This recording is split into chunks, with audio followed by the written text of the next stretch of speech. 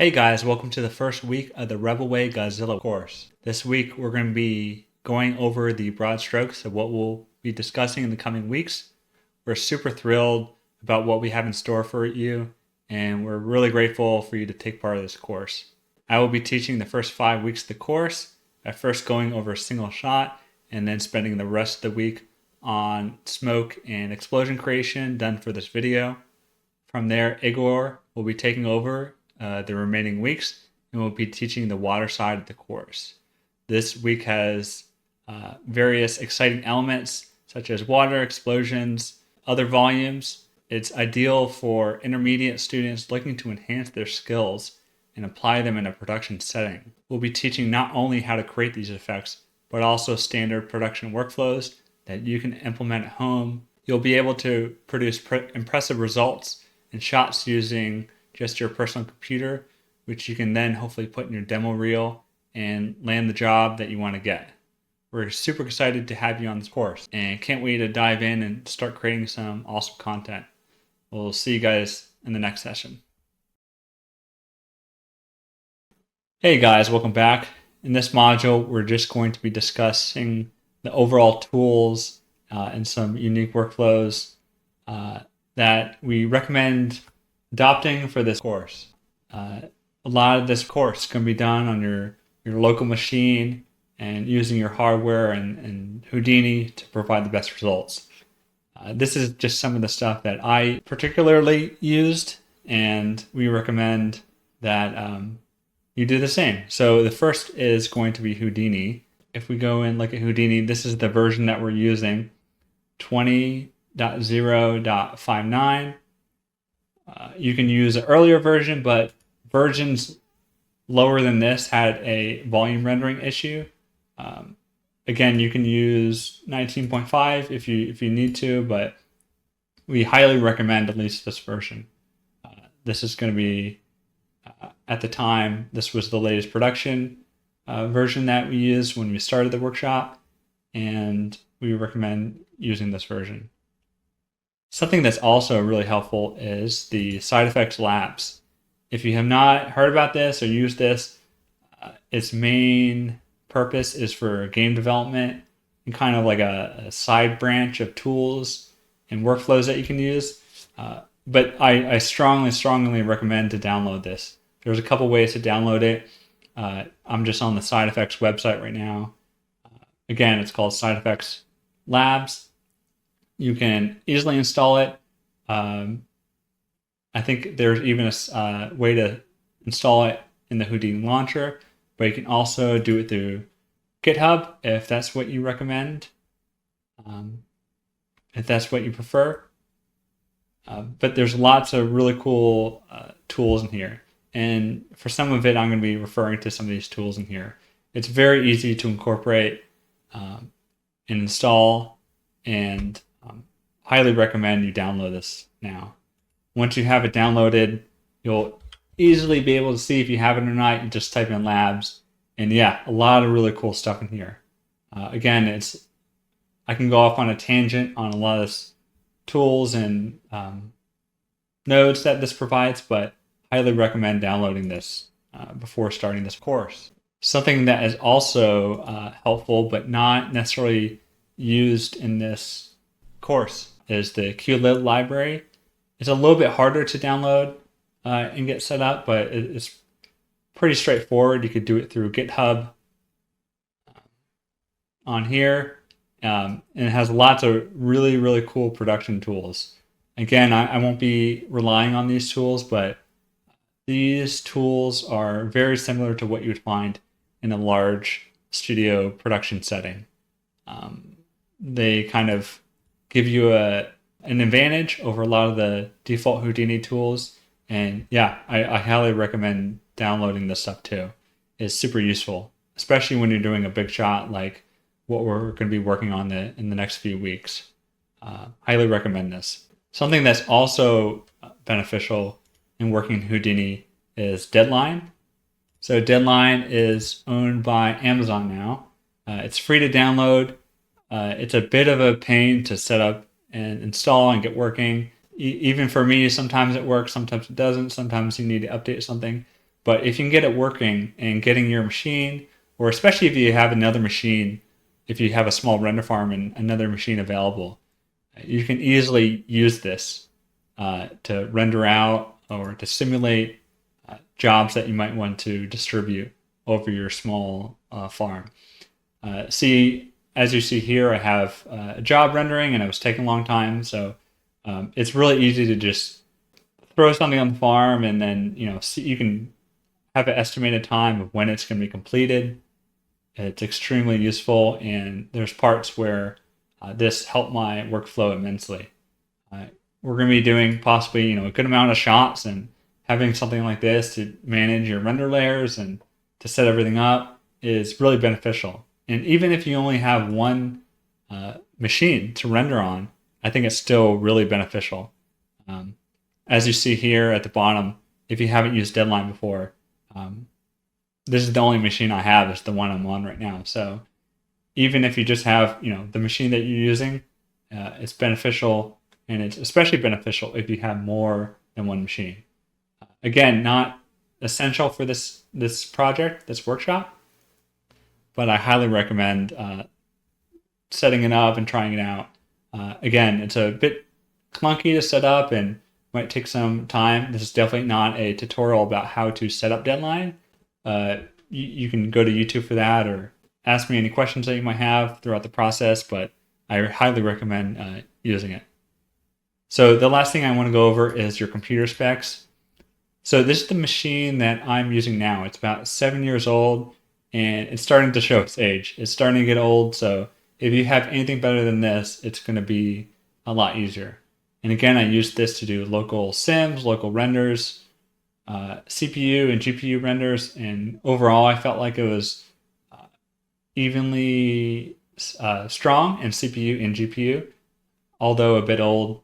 But these are, some good, adequate computer specs. And if you have anything faster than this, great. I think you're in a good spot. So as you can see here, it's a 8700K and about 64 gigs of RAM. And this should be enough for a lot of stuff. When you get into the water weeks, it's going to be a little bit more difficult. Again, the more RAM, the better. The faster CPU, the better. But I've been able to do sims with this and renders and everything. It takes some time. And again, using something like Deadline, I think that'll be really beneficial if you're able to set up so you can kind of manage how much stuff you're going through and how much stuff you're working on and simulating and rendering. And for the GPU, I'm using a 1070 Ti. We will be going over GPU simulations with Axiom. Again, although we're going to be using Axiom, we're going to be teaching Pyro as well. A lot of what was used in the video was simulated by Axiom, which again is a third-party GPU simulation simulation tool for sparse volume simulations. I'll be going over more into that in the next module, but it's definitely beneficial to have a strong GPU for that. But again, it's not necessary that you have this strong of a GPU. It's just recommended for the amount of work that we're going to be doing. So yeah, I recommend setting up this stuff if you can. Again, the Houdini version that we're using and strongly recommend was Houdini 20.0.59. Again, if there's a more up-to-date production build, feel free to download that, but this is what we're rolling with and what we highly recommend. We'll see you guys in the next module. Hey guys, welcome back. So we're going to be doing a lot of volumetric simulations for this project. Lots of explosions, smoke, mist elements, and while the standard Houdini volumetric solver is great and extremely useful, sometimes it's beneficial to see other solutions. So something that I highly recommend is Axiom. So Axiom is a GPU sparse volumetric solver. It's a set of nodes that can be found in Houdini. Not found by default, but once you purchase it, they're in there. And so it's extremely fast and really useful. So this is the website right here. If you go to theoryaccelerated.com, you can check it out, see examples. They have training and testimonies, plenty of stuff to get going on here. Lots of cool stuff on here that you can refer to, and really helpful documentation as well. So while I don't want to rely on a third-party vendor and a third-party plugin, this is something that you're going to have to run into sometimes in production.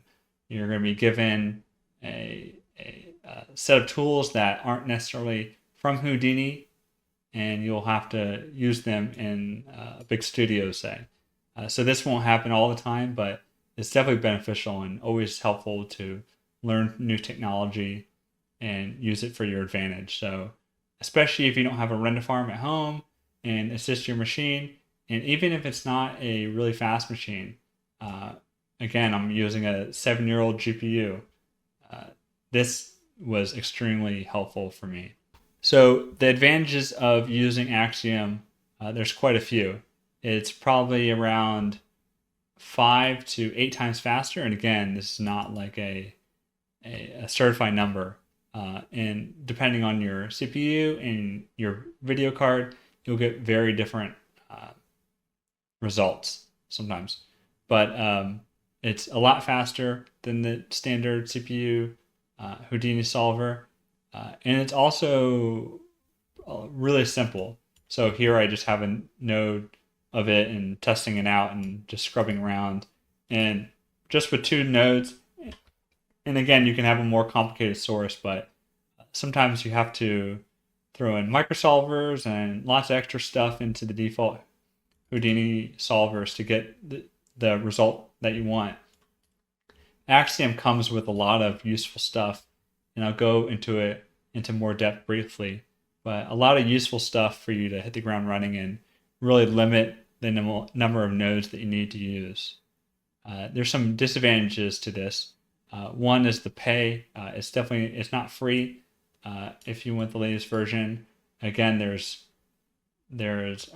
trial versions, and there's non-studio discounts, and we highly recommend those. You can use the trial mode, but we'll also be providing you with licenses for this course for you to use during this project to test it out. So feel free to test it out, but I highly recommend if you're on your own to use something like this. So in addition to the pay for the disadvantages, you're not totally limited by, but you're somewhat limited by your VRAM. So that's the amount of video memory that your GPU has. So I have the 1070 Ti, and I know just from the specs of it, it has about 8 gigabytes of video RAM, which is not the lowest amount, but it's definitely a limiting factor in some situations. When you hit that video RAM limit, it can be a little bit slower for Axiom, but you can go past that, but it starts to slow down.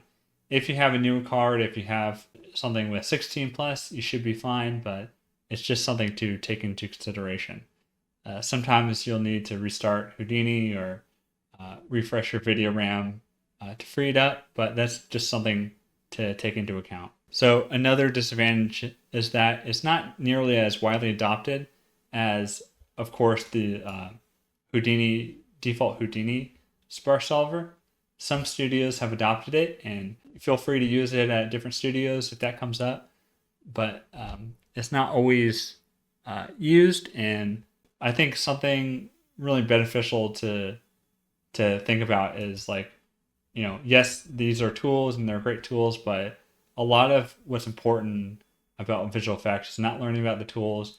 It's learning about the underlying concepts and taking those concepts to other studios, other tools, and applying those.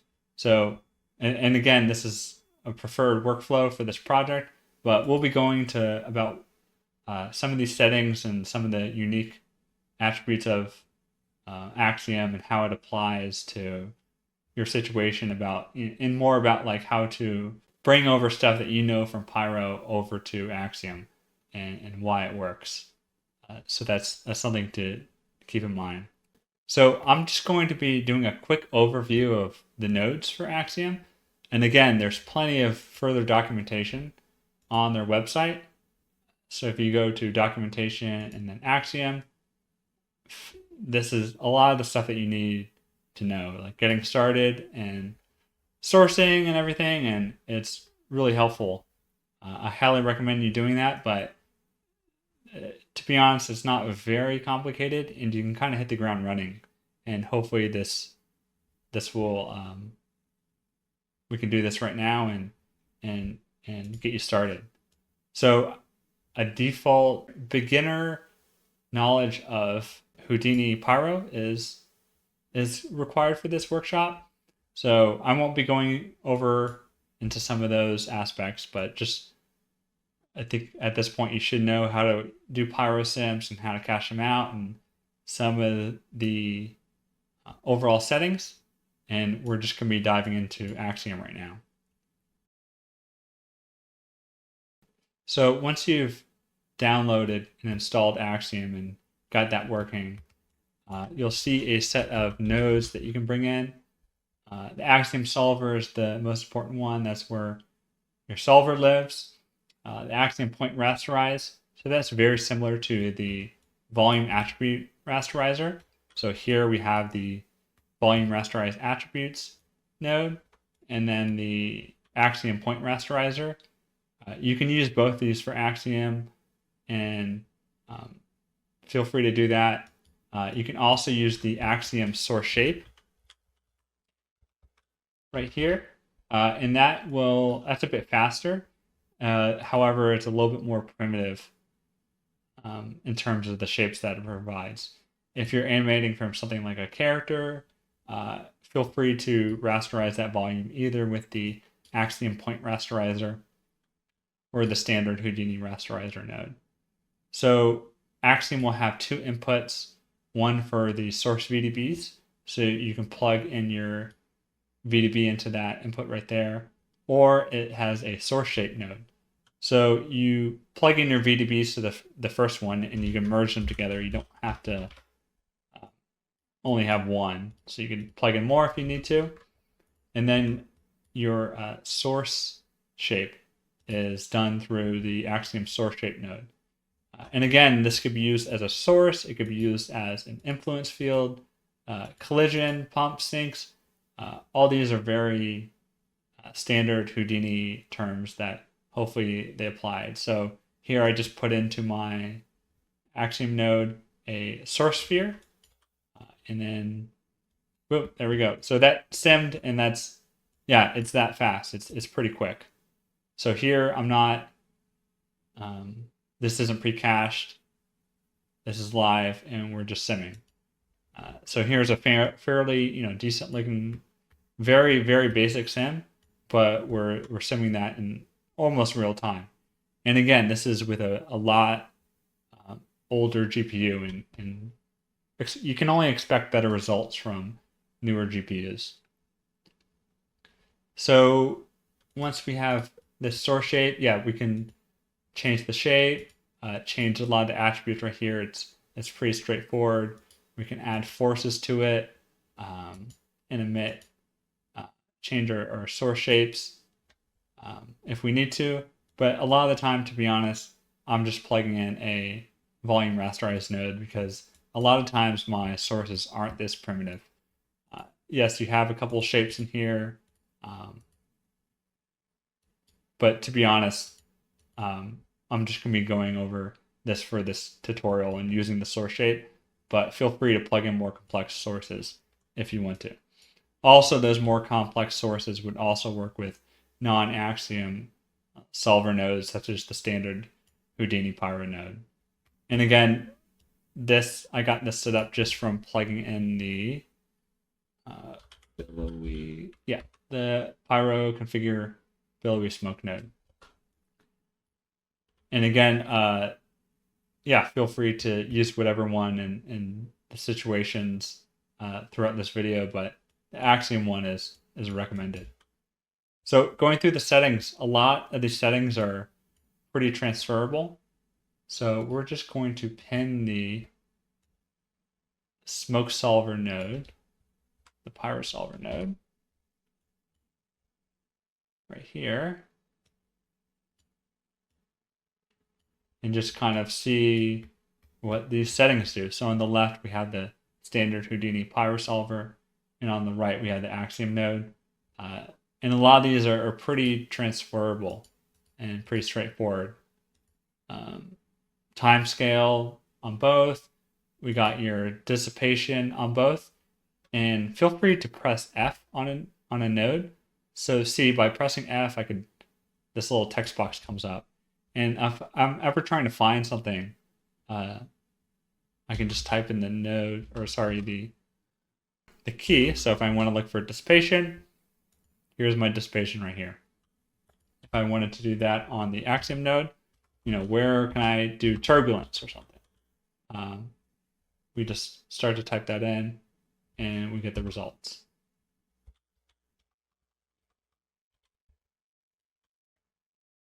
So we have your time scale, dissipation, diffusion. These are all fairly standard attributes. Buoyancy, gravity, and wind, drag, force. These are all influencing the volume. So if we want to add some wind to it, we just simply turn on this little checkbox here. And then that has some wind. Let's crank that up. We probably cranked this up a little bit too much.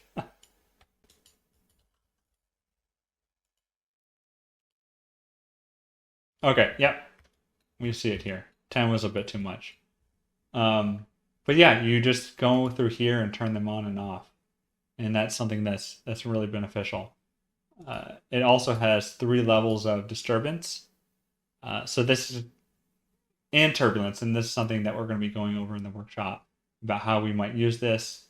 If you want to base your disturbance on a block size and then have your cutoff field and your velocity field, control field, we'll be going over that later, but this is where you do that here. Again, we're just going over a lot of the overall settings. This is where a lot of your shape settings are in this simulation tab. Moving over to combustion, you turn this on for combustion methods. If you're trying to get fire or explosions, you can turn that on. We'll be using this later for the explosions setup. Output, we want to output a V2B, and then you can turn on and off the fields that you want to use. Again, depending on if we're using a combustion setup or not, we'll be using a combination of outputting and not outputting temperature. You can also downsample your velocity fields or any other field. So sometimes you don't always need a super high res velocity field. So if we lower that to 1/8 and then resimulate that out, on my bottom right here, we can see how many voxels we have. And by toggling that on and off, or sorry, that value, we get more or less voxels. So let's say we wanted a really dense, a really high res velocity field for some reason, but a really low res temperature and density field. If we resimulate that out, boom, there we go, we got it. And again, why would you want to do that? Don't quite know, but that's where you do that here. And you can output whatever other fields that you want to output. So something that you kind of have to get used to is that it won't cache on the fly. Or sorry, it won't really cache at all. So I simulated this region, and yes, it's blue, but it's blue because I also simulated the billowy smoke. So if we scrub back and forth on the billowy smoke, that works, and that can do that. Axiom won't do that by default, and so we can go forward, but we can't go backwards. So we can send more, but we can't go back and send less. So there's a couple workarounds for this. So something that we can do is that we can add in a cache node and cache this out to disk. And by cache, I mean like a file cache or a file node, or we're going to be going over the labs file cache node later. And those are all useful and something that you want to do. But something that's also really useful is just the standard cache node. And so if I select that cache node and let it simulate my hairy simulation here, and now we go backwards. Now we can scrub through this. And again, we're caching this out into our memory, and it will take up memory on our computer, but I think it's beneficial, especially if you know if you're going to go back and be scrubbing through this. So that is the output fields. We can change that. Settings, again, a lot of times you don't need this high precision, so you can drop this down to 16-bit. This will result in slightly faster simulation times and lower VRAM consumption. Recommend doing that. And then the rest here, there's a lot of settings, and a lot of them that you don't need. And we won't necessarily be going over all these, but this field precision is something that you could easily change and see results from that.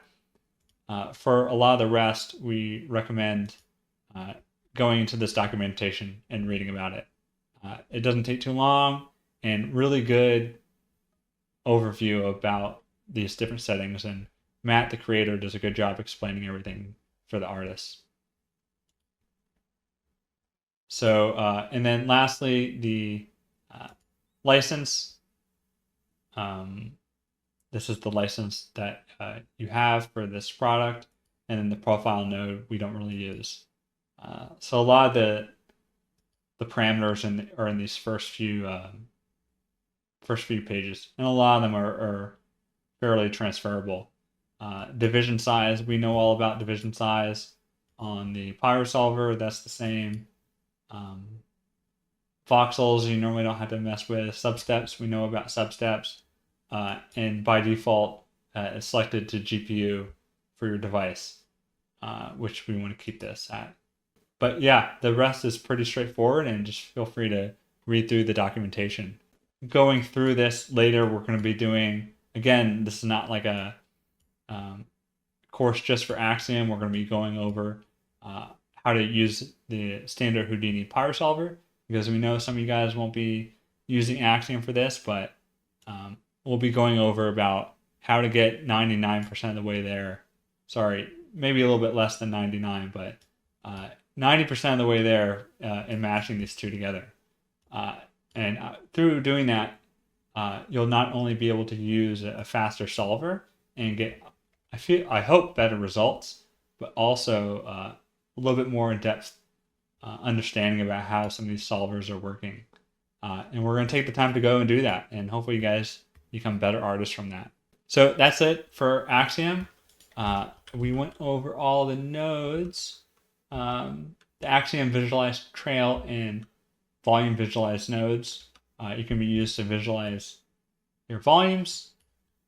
But these tools are also present in standard Houdini workflows. And we can go about into depth more about those later if need be.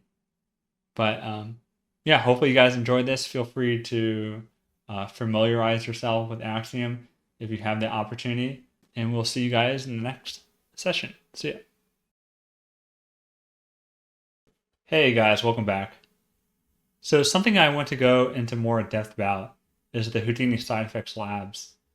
Again, I talked about earlier about how this is useful for getting some new tools and everything and using in your scene, and we'll use it throughout this workshop in a number of situations. I just want to go into a little bit more depth about some of the tools that it provides and how they can simulate studio tools within your own computer. So a lot of tools that this SideFX Labs provides can be found in proprietary tool sets within Houdini at other studios. And I kind of want to demo that. So how to download it, you can follow the installation instructions. Here it's super straightforward, but probably the easiest way is through the Houdini launcher. So if we go to the Houdini launcher, you can update and install Houdini through here. You probably have used this before, install HQ, but the Houdini Labs page right here is where you can download Houdini Labs easiest. And it's pretty straightforward. I already have it installed, but it's simply done through here. Once you have it installed and have restarted Houdini, you'll see this toolset immediately show up. You can see the Labs options here. You also see a Labs toolbar at the top corner of your screen. This is very useful. You can update Labs, change preferences, and my favorite is the reset viewport. Sometimes your viewport will be stuck on something. It could be anything. Sometimes it just gets stuck and won't update properly. And you'll be changing nodes and not necessarily seeing results on your screen. In a situation where that happens, all you have to do is go to here and hit reset viewport, and that will change and refresh your screen. Something that's also really useful in Labs is under the preferences. Whenever you install it, it will install OCIO ACES 1.2. So this is a color profile that's useful. We'll be using it later, but it's a Rec 709 color profile, or it's pretty similar to Rec 709 rather than the standard sRGB. I can go into more in depth about it later, but in order to simulate some of the more industry standard color profiles, this is preferred to use. Ideally, we would also use it in conjunction with Nuke and setting that up, which we'll do later. But make sure you have this turned on. Once you have that turned on, your render should show in ACES 1.2, and you should be good to go. But all you have to do right now is to make sure that this is enabled. So probably the most useful thing about SideFX Labs, I think, is its caching tool.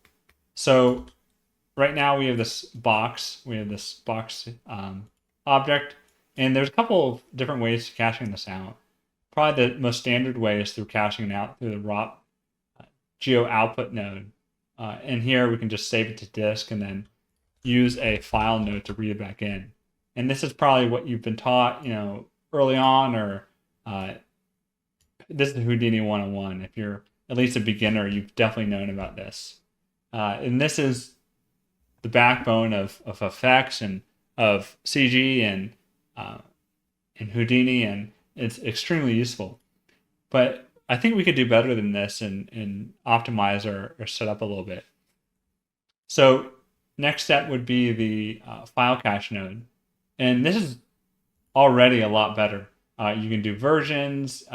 You can do just a bunch of different stuff. You can see the output folders, scheduling if you're doing tops, saving and loading, geometry, frame ranges, and you can load and cache everything in one simple node right here.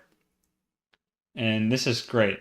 This is really useful, and I think the minimum, this, you don't have to have labs for this, but this is at minimum what you should be using.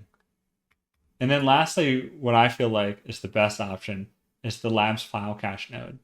So the first thing that you do whenever you go to a studio, day one, they're going to show you, at least if you're in effects, and generally if you're doing this workshop, you're at least interested in effects. They're going to show you their file cache node. And that's how you're going to be writing to and reading geometry on their database.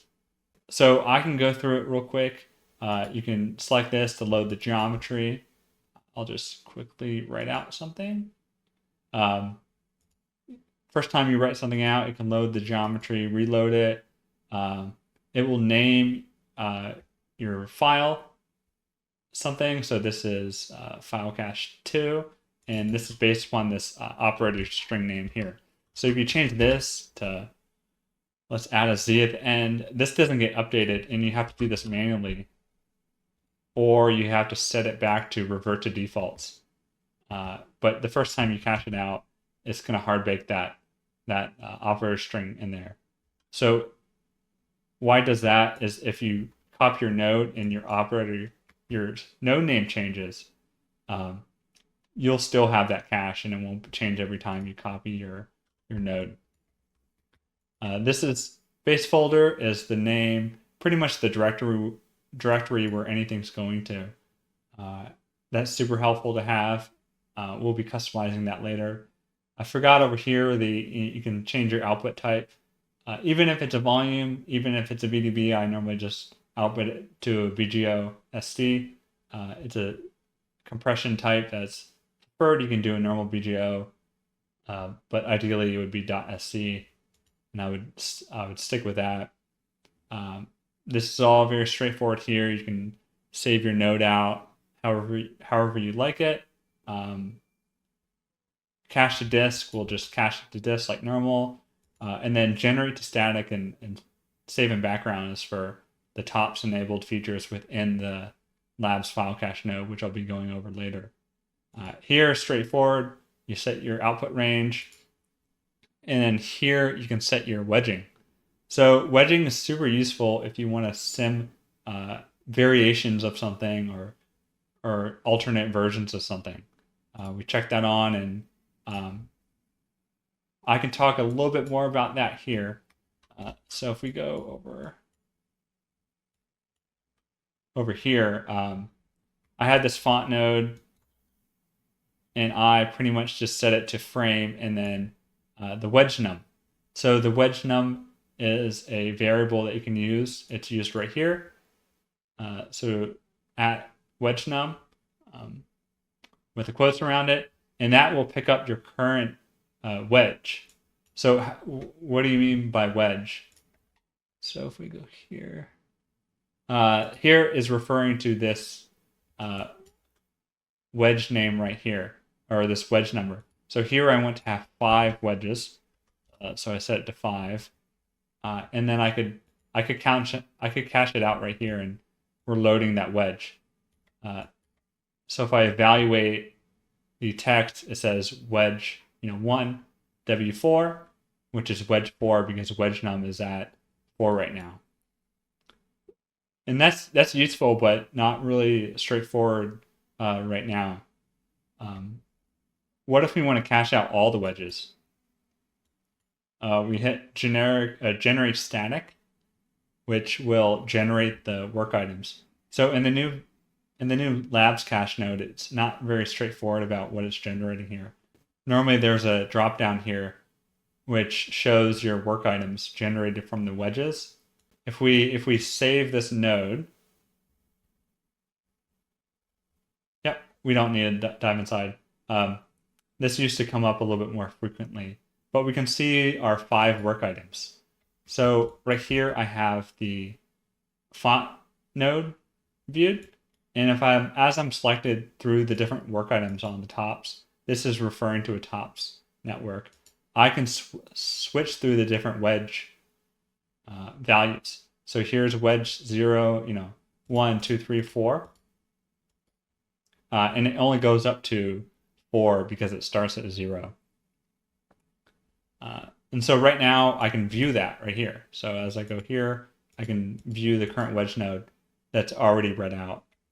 And so the benefits of using this is to have one cache that has a bunch of different things inside of it. It could have different variations. It could have simulations that you have split up into multiple sections, and then you can just view them all through this. So right now we're only viewing one at a time. If we select wedges to merge, we can select all wedges. So it's kind of hard to see right now because they're all overlaid on top of each other, but we can see them all right here. Again, this is not the default, and it's selecting your current work item, your current wedge.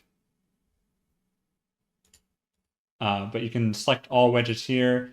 You can select a custom range here. So now we can only do 0 through 1 or specific wedges. So it's a little bit more of a string method. So that's great. That's going to be used later on down the road, but I think it's extremely helpful. And just notice as we're switching this work item, it's changing this wedge num value. And so that's why we're getting different integer values for the wedge number. If we dive inside, we can see the top network. So it's actually doing a lot of stuff. It's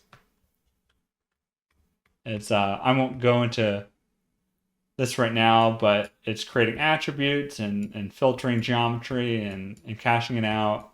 And this could be used, you can manually set this up pretty easily.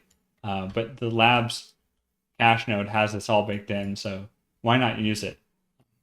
Most studios will have something like this, and it's very useful, and we'll be using it. At least I will be using it for my sections of this course, and I suggest you guys use it as well. Igor's doing his section, and he might not necessarily be using this, but it gives you the choice if you want to use this or not. Feel free to use this or one of the other default Houdini setups that I've gone over, or feel free to create your own. I think that would be very useful. So going on in the wedge node, a little bit more, there's scheduling options. So whenever we're running this cache node and we do save in background, it's doing, depending on what settings you have, it's doing this all concurrently. So depending on how many cores you have, I have 6 cores. Actually, it's dependent on how many threads you have. So I have 6 cores and 12 threads, and that's going to set up how many CPUs to use, as well as how many batches will run at the same time. If this is a simulation, if this is a simulation which it's on by default, I want to keep this on because I don't want to be simulating it out of order. So let's say I turn that off, and this comes with frames per batch. So how many different workers I have, it does this many frames at a time. So it's might be a little bit confusing, but if I resave this again,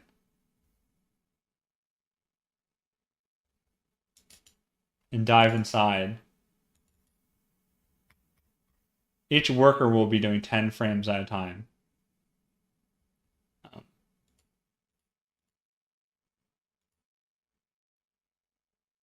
And then you can also hard code how many CPUs to use, as well as memory available. So you might have to change this depending on your setup, but it's very useful. So lastly, we also have the geometry tab. So you can have different attributes that are available whenever you read in your data. So I've turned these on, and I should have, file ID, IDX, I have name and path, and so these are all very useful to use. Again, it's very easy to turn these on, and if I view all the wedges, we can see all those different caches that we have on disk.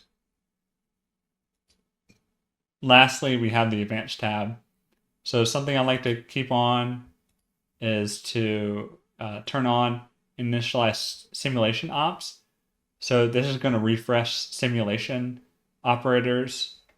Like if you have a pop network, it's going to press reset simulation on this. And if you have a Pyro node, it's going to automatically reset this. So I like to turn this on by default. This is just a preference because it's always going to make sure that when you cache stuff out, it's correct. Sometimes stuff is already cached in your RAM and it won't be resimulated when it actually needs to be. If you have this turned on, you will have to redo your simulation for what you're trying to cache out, but I think it's worth it. And a lot of times you don't have much saved in your cache, and so I would just turn this on and resimulate this.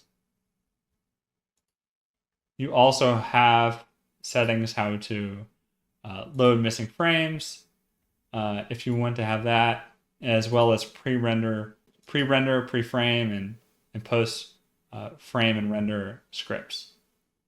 So we're going to be diving into those a little bit more right now in the next module. Hey guys, welcome back. So something I want to go into more depth about is the Labs file cache node and how we can customize that to fit our needs on this project. Like I said before, a lot of times you'll go to a major studio and they'll have their caching node and it'll be optimized and have everything set for you and you won't need to change it. But in this situation, I think we can alter this Labs cache node a little bit more to fit our needs. So something that we want to change, first of all, is the base folder. By default, it's set to our HIP and then geo directory. However, I think we can spend some more time and change the defaults and make them a little bit better. Going to this other scene I have is another production scene I'm working on. I'll go over everything later about how to recreate this scene. However, something I want to point out is the structure. So what we have is this base folder is now set to something different. So this GDZ folder is our main directory for our project. So if we go to the folder,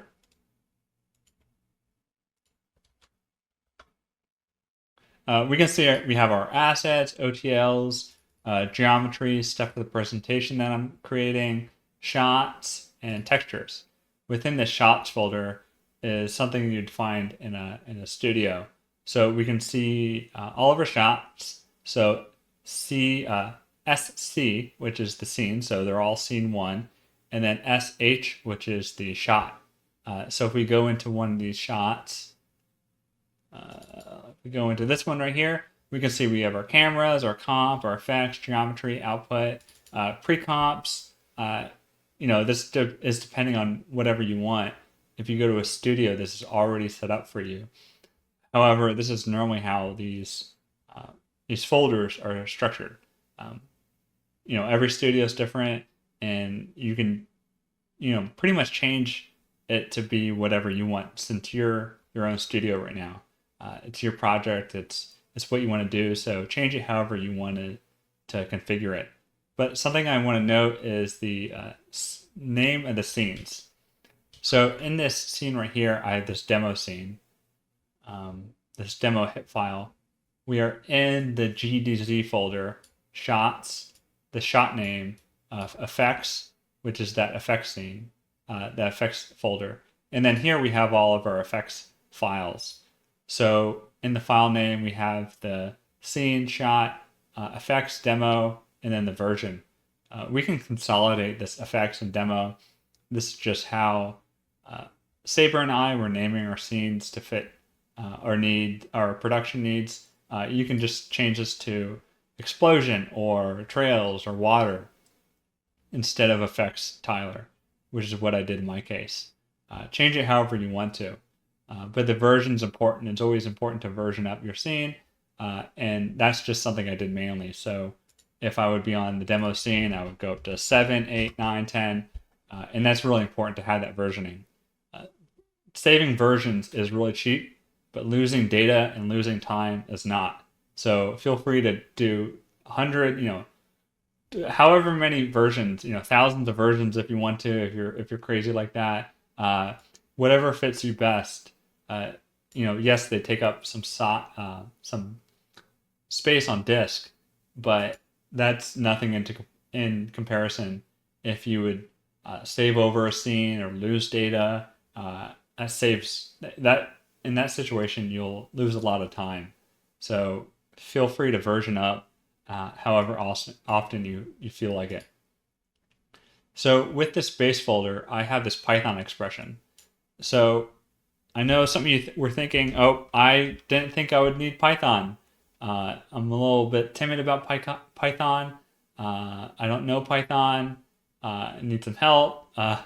Where's my refund? I don't know, but I think it's something to not be scared of. And I've used Python at every studio I'm at, and it's helped me gain an advantage in my scenes and help my work. And I highly recommend learning at least a little bit of Python.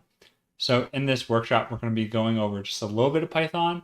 At the very least, you can copy my code and forget about what I'm doing. But I think it's beneficial to learn a little bit more about Python if you haven't already. If you're a Python Pro or a TD, this is going to be pretty straightforward. I'm going to be going into some more information about non-Python related stuff. So if you know Python, don't totally skip this section. There's still some other information that I think would benefit you.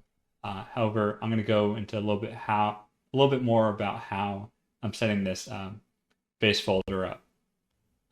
So to set up a Python expression, we want to alt-click it. So we set a keyframe. I'm sure you've used that before. Change language to Python. And now it's a Python expression. So if we hit Alt-E, another way to do that is to go to Expression, Edit Expression, and now we're here. So I'm just going to hit Alt-E and do that. Here's our Python. So we can say return 1. This is pretty straightforward. Invalid syntax. Well, yeah, we won't be doing this anyways. That was just a quick failed example. We're going to be doing something a little bit more complicated right here. If we open up the base folder, we can see I have this Python expression in here. You can also run Python through the Python shell. So I have mine over here by my geometry spreadsheet and my textport. So all you have to do is select the, add a new tab, select Python shell right here, and that's how you create one. So I am going to just copy this all right here, just so I can get some of this information here. So the import OS is that we're just importing a module that we're going to be using later. Just type that in. The first part is to set the job path. So when you first open up, create your first scene, it's important to define like this job variable. So what's job? It's a global variable. If we go to edit, aliases and variables, we'll see job right here. So this is pointing towards that main GDZ folder. So if we go back up, this is that same folder that I was looking at earlier that has our shots folder and then all of our shots within that. So how do we define this? Like, how do we set that?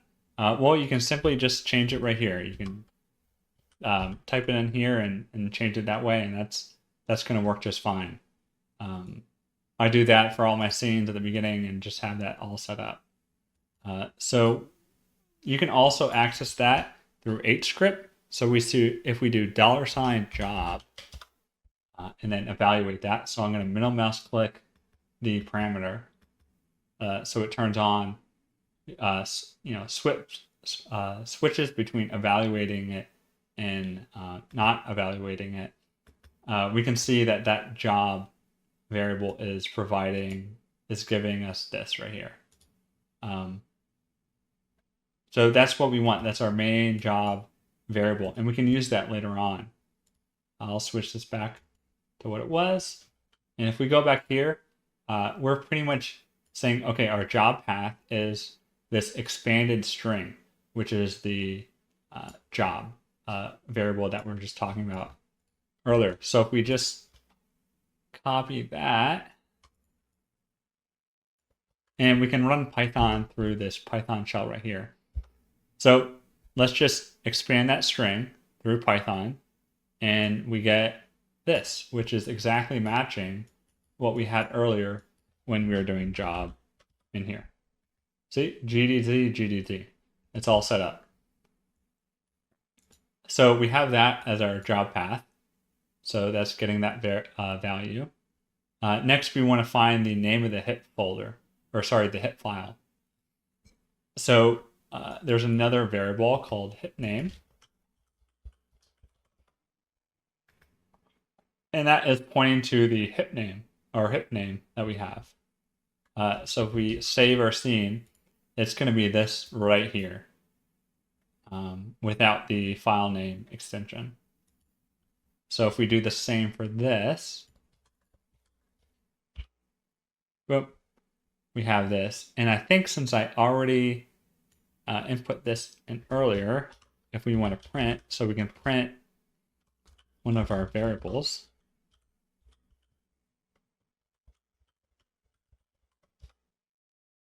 Oh, little typo. Boom, yep, there's our hip name. So we have this working. We have up to here working just fine. So now we're going to use this. We're going to split that text. We're going to split the hip name.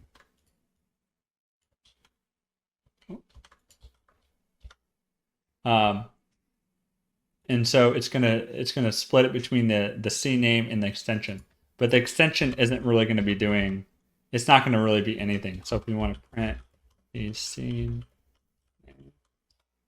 All right, we have that scene name, and if we print the extension. Yeah, it's nothing. This is just in case you have an extension, or if you want to split this text if it's something else. It's not needed that much, but I just have this in there in case you want to input a different string for your hit name and you need to split it. So the next part is the scene token. So it's just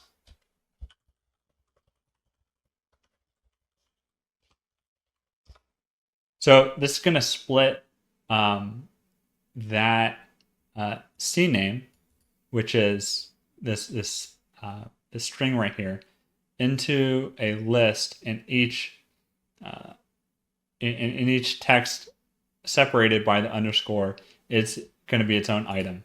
So then we can extract that. So we want to do scene tokens. If we want to get the scene name, we could do this. If we want to get the second item, we can do this and selectively get what we want from this. This is pretty much creating a list. And again, this isn't a Python tutorial, but hopefully it gives you enough information to somewhat understand what's going on. Next is this last part. And this is what we're going to be outputting right here, which is the full geometry path.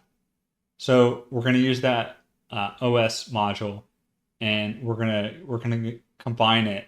We're going to combine the job path, which is the GDZ folder, shots, and then the first and second item of the scene tokens.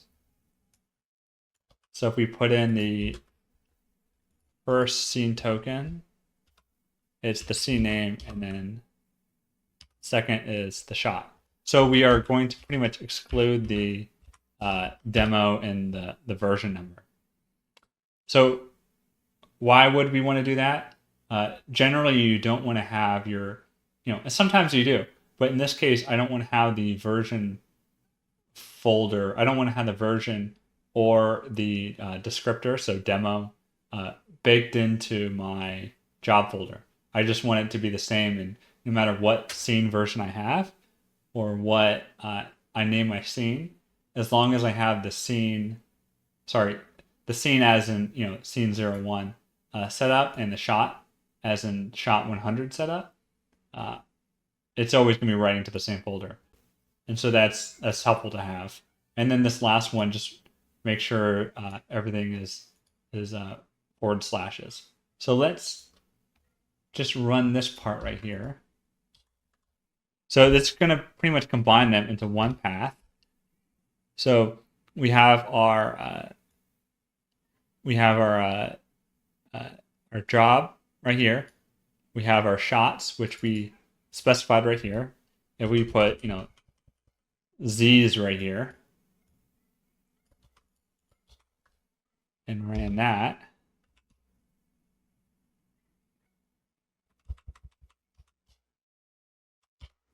yeah, the shots is going to be Z's, which we don't want. We want shots. I'm just showing you how it works.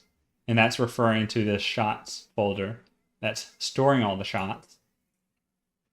And then we want the scene and then the shot name. And then after that, geo, because we want everything in a geo folder, which is similar to what the labs node does with default. It puts everything into a geo folder. There's a much quicker way to set this up, and maybe you don't have to use Python. But I just like to use a little bit of Python to give me the control I need later down the road if I actually need to do something a little bit more complex. This last one is going to make sure that everything's separated by slashes.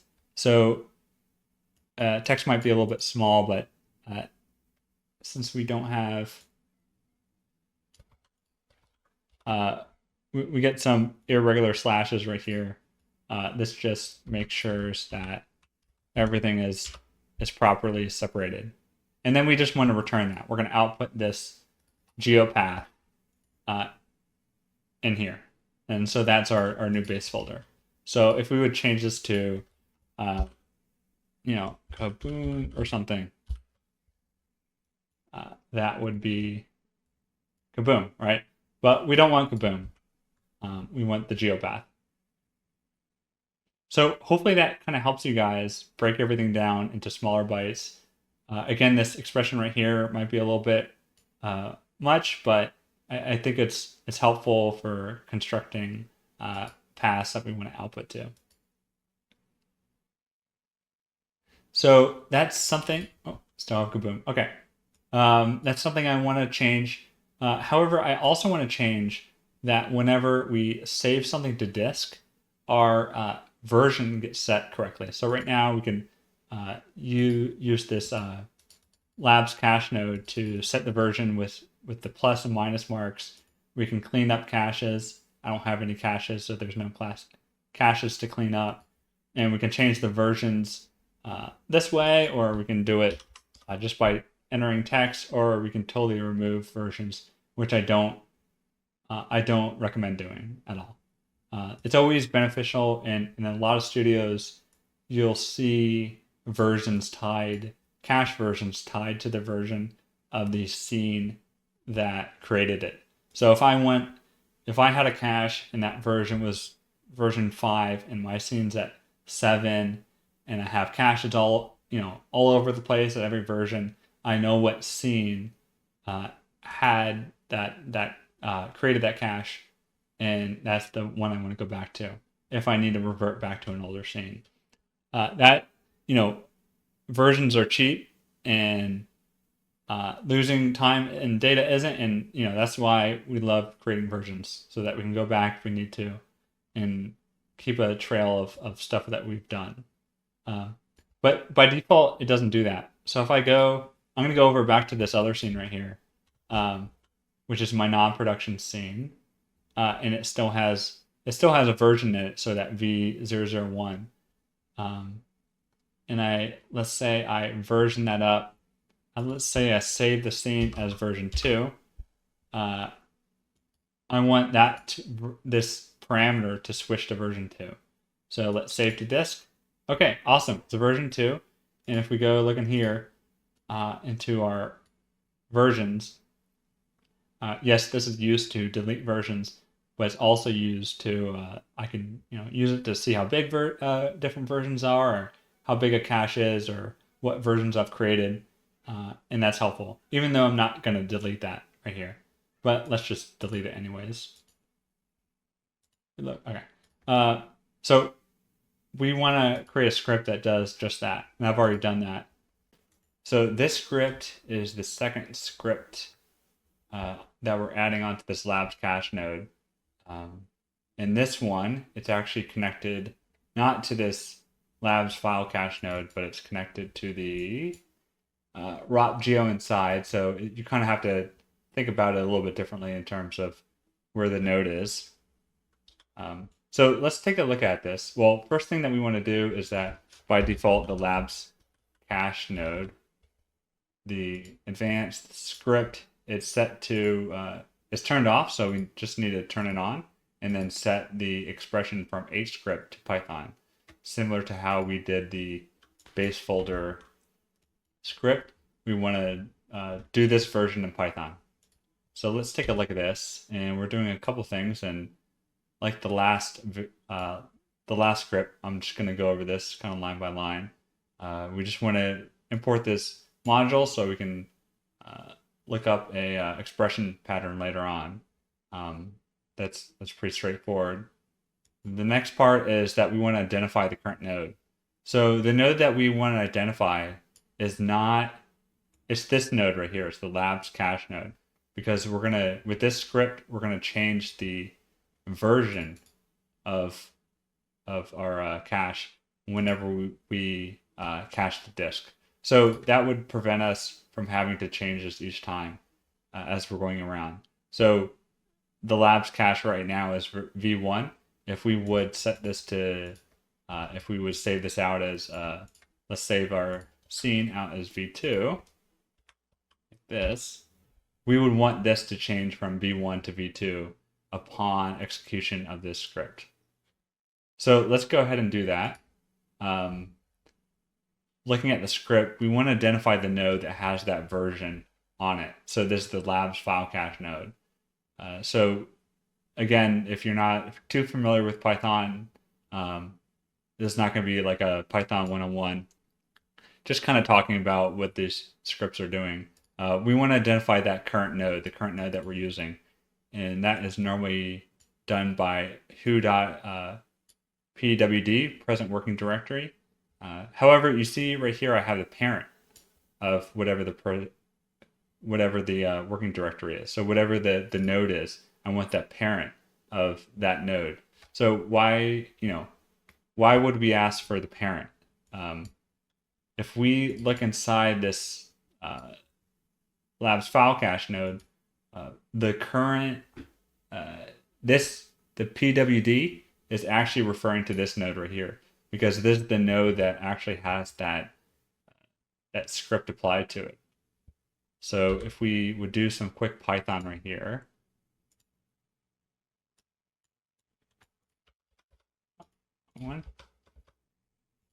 so if we do, select that node, so this random node, and then parent, it's going to return that file cache node. So name, file cache 3, and file cache 3. So yeah, that's correct. That's why we want to refer to the parent. That's really important, because if we don't have that, the script isn't going to work correctly, and it's going to be setting the incorrect version. File name, we've already talked about this. We're just going to use this later to extract the version number. The next one is the, okay, so this is the pattern that we want to look for on in our file name. So what it basically does, it's the D right here is looking for any digits after underscore V, after underscore V. And then the plus means one or more of the preceding elements. So any one or more preceding digits after underscore V is kind of what we're going to be looking for. And again, this is a little bit more in-depth Python, but this is pretty much just the pattern that we're looking for right here. And then to actually do the search, we want to use this line right here. So I'll go ahead and put this into Python right here, into our Python shell, just so we can kind of see what's going on here.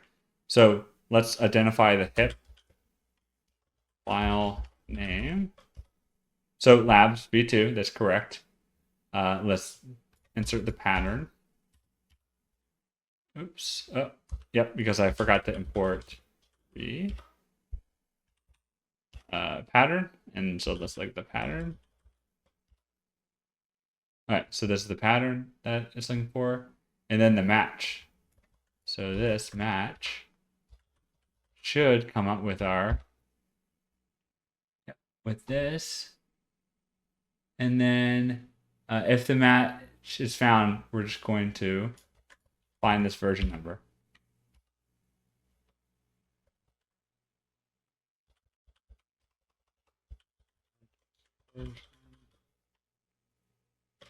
Number.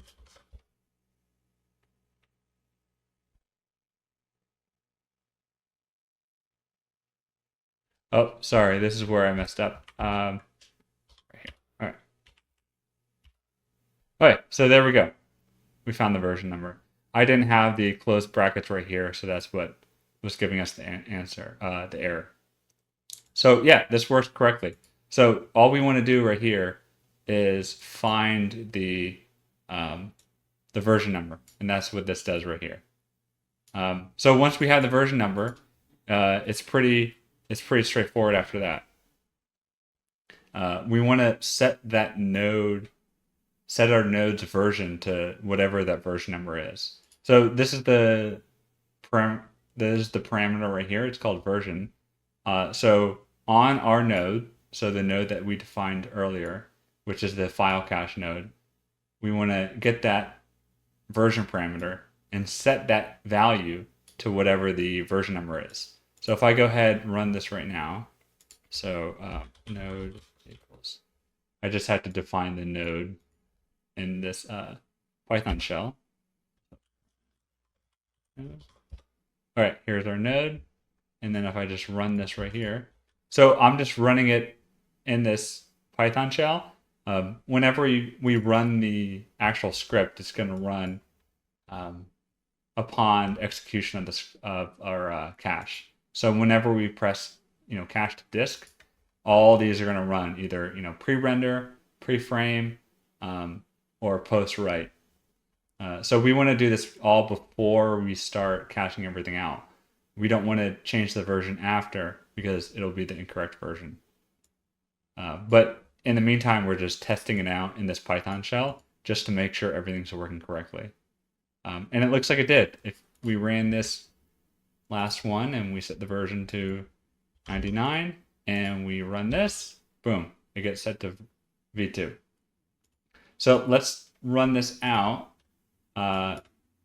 in the actual cache node. So right now we have our script all set. This is untouched. This is turned on. This is set to Python. And let's run this out. Press save to disk. And boom, there we go. If you didn't see this, this gets set to version 2. And that matches our current version of our hit file. Great, awesome. So why would we want to do this? It's always good to have a version that corresponds to a hit file, or a hit file that corresponds to a version of a cache. If we would have this, if we would kind of manually do this, and we needed to go back, we wouldn't know where, what version or what hit file to even remotely look at. We'd have to look at the date modified of the cache files or something like that, and that could take up a lot of time, and especially in production. You're going to have a lot of versions, a lot of scene files. You might have hundreds of versions just throughout the different shots, and it's always a pain to find out which cache. Let's say a supervisor likes a specific cache, or the client likes a cache. You always want to go back to that scene and find that, and so that's why we could. That's why it's good to have proper naming throughout our scene files and our caches. So you can also, I think you can also do hit ver, maybe. No, I think that might not work. You can also kind of manually do this, but sometimes it's a pain to just do this and to keep on remembering to increment.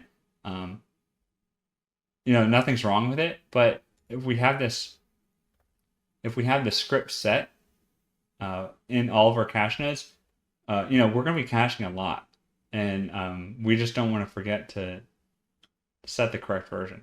So that's why something like this is very useful. Feel free to not use this if you don't want to, but I find this to be extremely beneficial, and hopefully you guys will find it useful too. Hey guys, welcome back. So we already went over the scripts that we applied to the default labs file cache node. We applied the base folder, and we also did a pre-render script right here, and we got those working, and those worked well. However, it's kind of a pain to keep on having to do that every time. Applying this, switching it to Python, setting the expressions, a lot of stuff to do. And even though there's just a couple of steps, we're going to be doing a lot for each of our file cache nodes.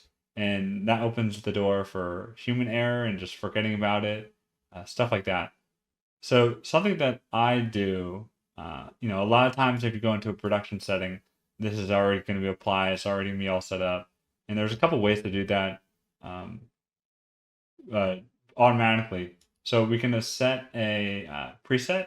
So if we want to save a preset of everything, save it to our Houdini directory, and so we can apply it every time. However, I'm not the biggest fan of this, and a preferred method for me is to set to have another script that sets it all up for you. We can also, maybe set it as default, make current value default and just do that. However, we don't always want to have that. Maybe in some situations, maybe it depends on the project. You just might not always want to do that. So having a script kind of set all that for me is the best way. So there's a couple scripts I created to help me work through this project that I created for you guys. One of them is the set cache default. So this script right here applies all the stuff that we went over in the last couple of videos to the file cache node. So it applies this and applies this script right here. And then, so all we have to do is drop down a file cache node. And if we want to have that in there, we just set it. We just click that button and it's all set for us. Cool. And then we can just, cache it out or whatnot.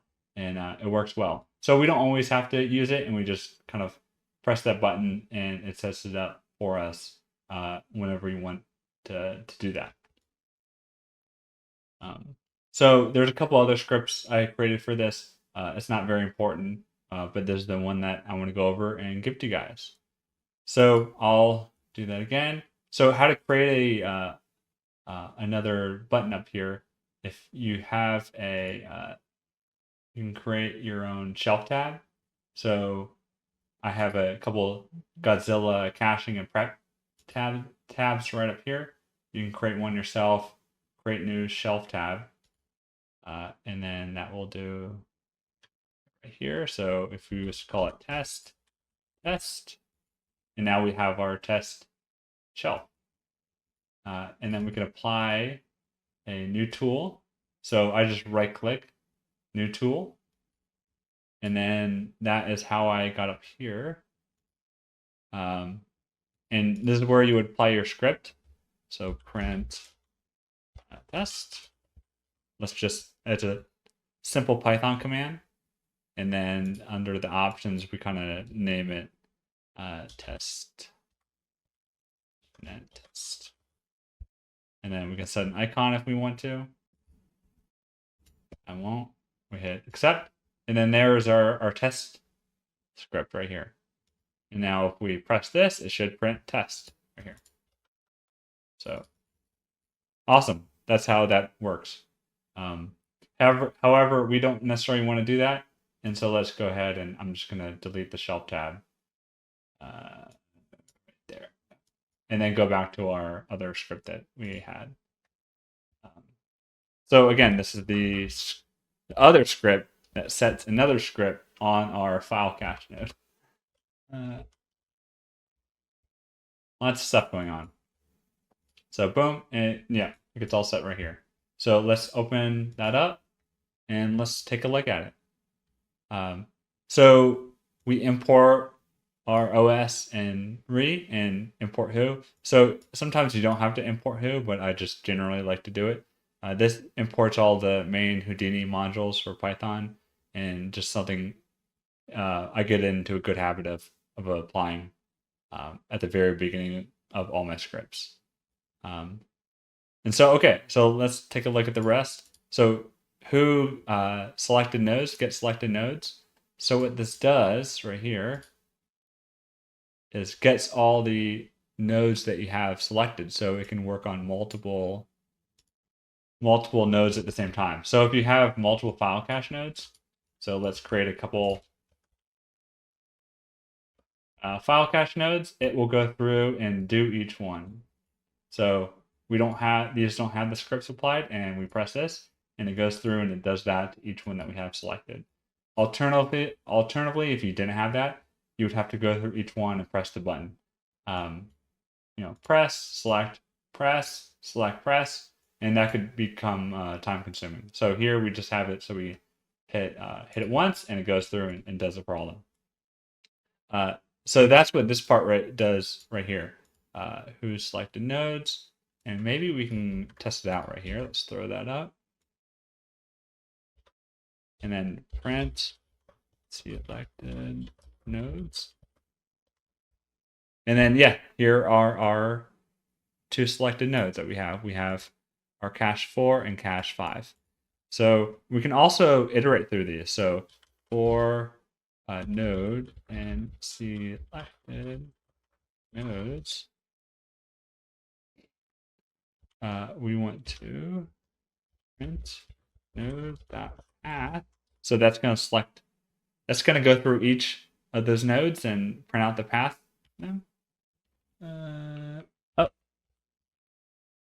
Used to old Python 2. Forgot my parentheses. All right, let's just redo it.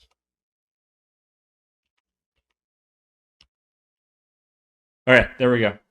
Yeah, here it is. We went through each of our selected nodes, which are these two right here, and we want to print that node's path, so file cache 4 and file cache 5. And that is, that's correct, because if we drag this in, we type in path, yeah, it's going to return the path of this, and that works correctly. So that's why we have this part right here. So for each node and the selected nodes, so each of the nodes that we have selected, if the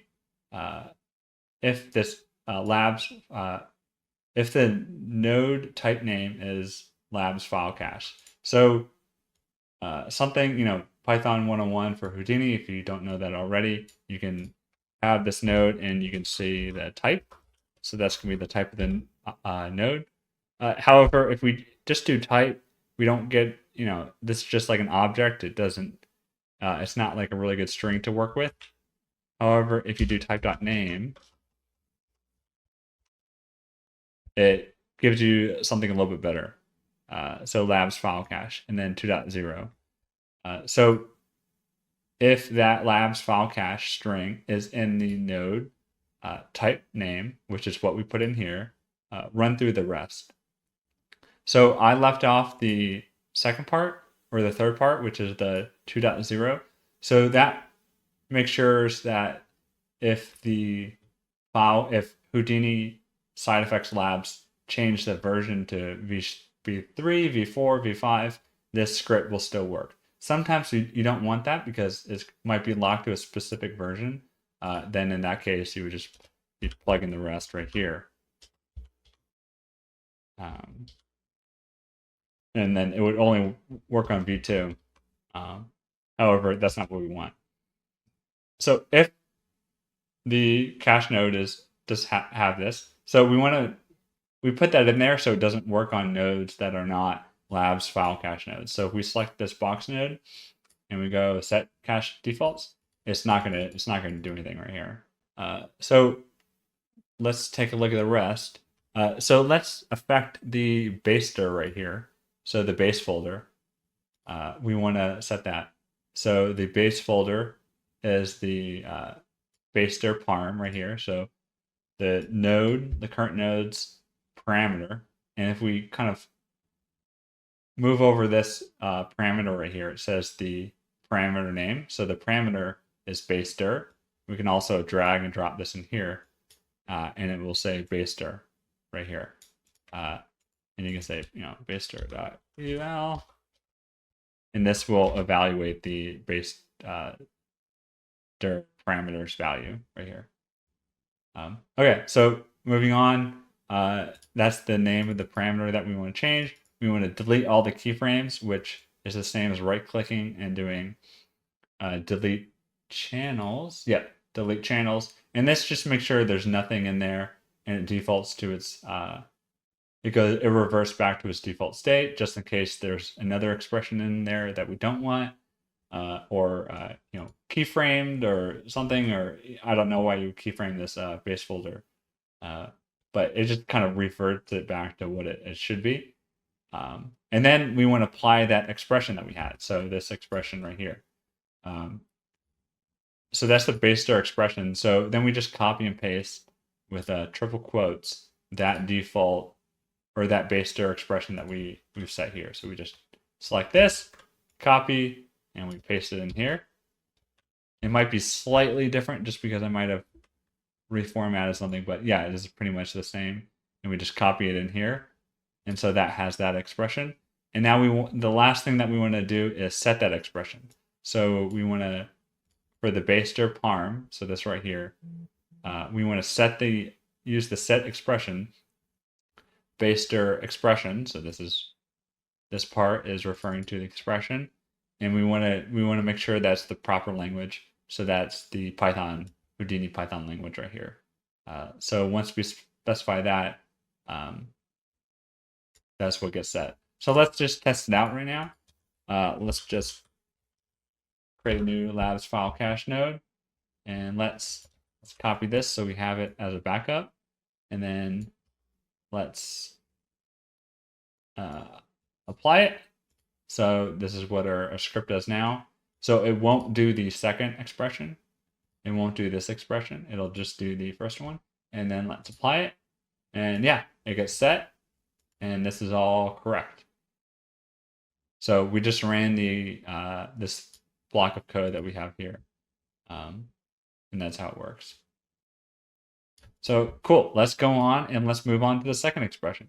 So there's something a little bit tricky about the second expression, is that if you apply that second expression, which is the pre-render script expression, and you're using wedging. So remember the wedging that we talked about a couple videos ago. If you have this on, because the way this gets ran, it'll error out because the wedging is done in tops, and it wasn't really quite compatible with the pre-render script that we have in our ROP. They run slightly different things. You could set it up so that it changes to the correct version on your own if you want to dive into the labs file cache node and you want to set this up in here. And you could easily set it up to version up. However, let's just keep it a little bit vanilla. This is not, like a pipeline or a programming course workshop.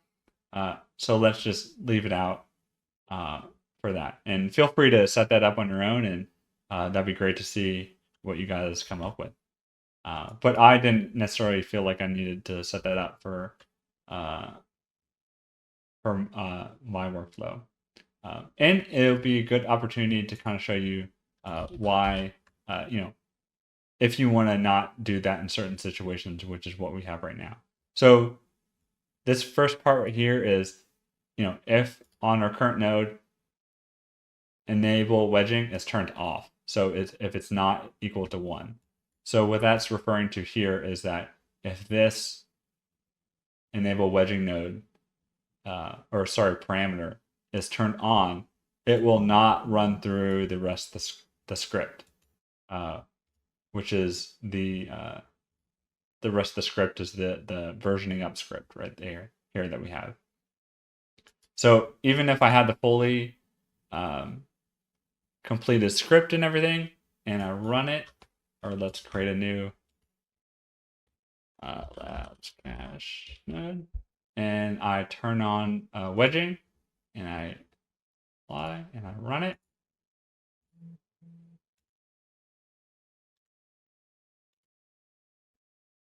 Oh, it should not have done that. Hold on, let me test it out real quick. Okay, guys, sorry, I'm back. I had to modify the script that we have here. Slightly different. I forgot something in to eval the enable wedging. So with the modified version of this script that applies the script, we now eval and make sure that the enable wedging is turned off. So before it didn't have this eval, and it was just making sure that this parameter existed, which it always does. But now it makes sure that it's turned on. So sorry, it's now working correctly. So if we have wedging enabled and we run the script, it will not apply the versioning up pre-render script that we have in here.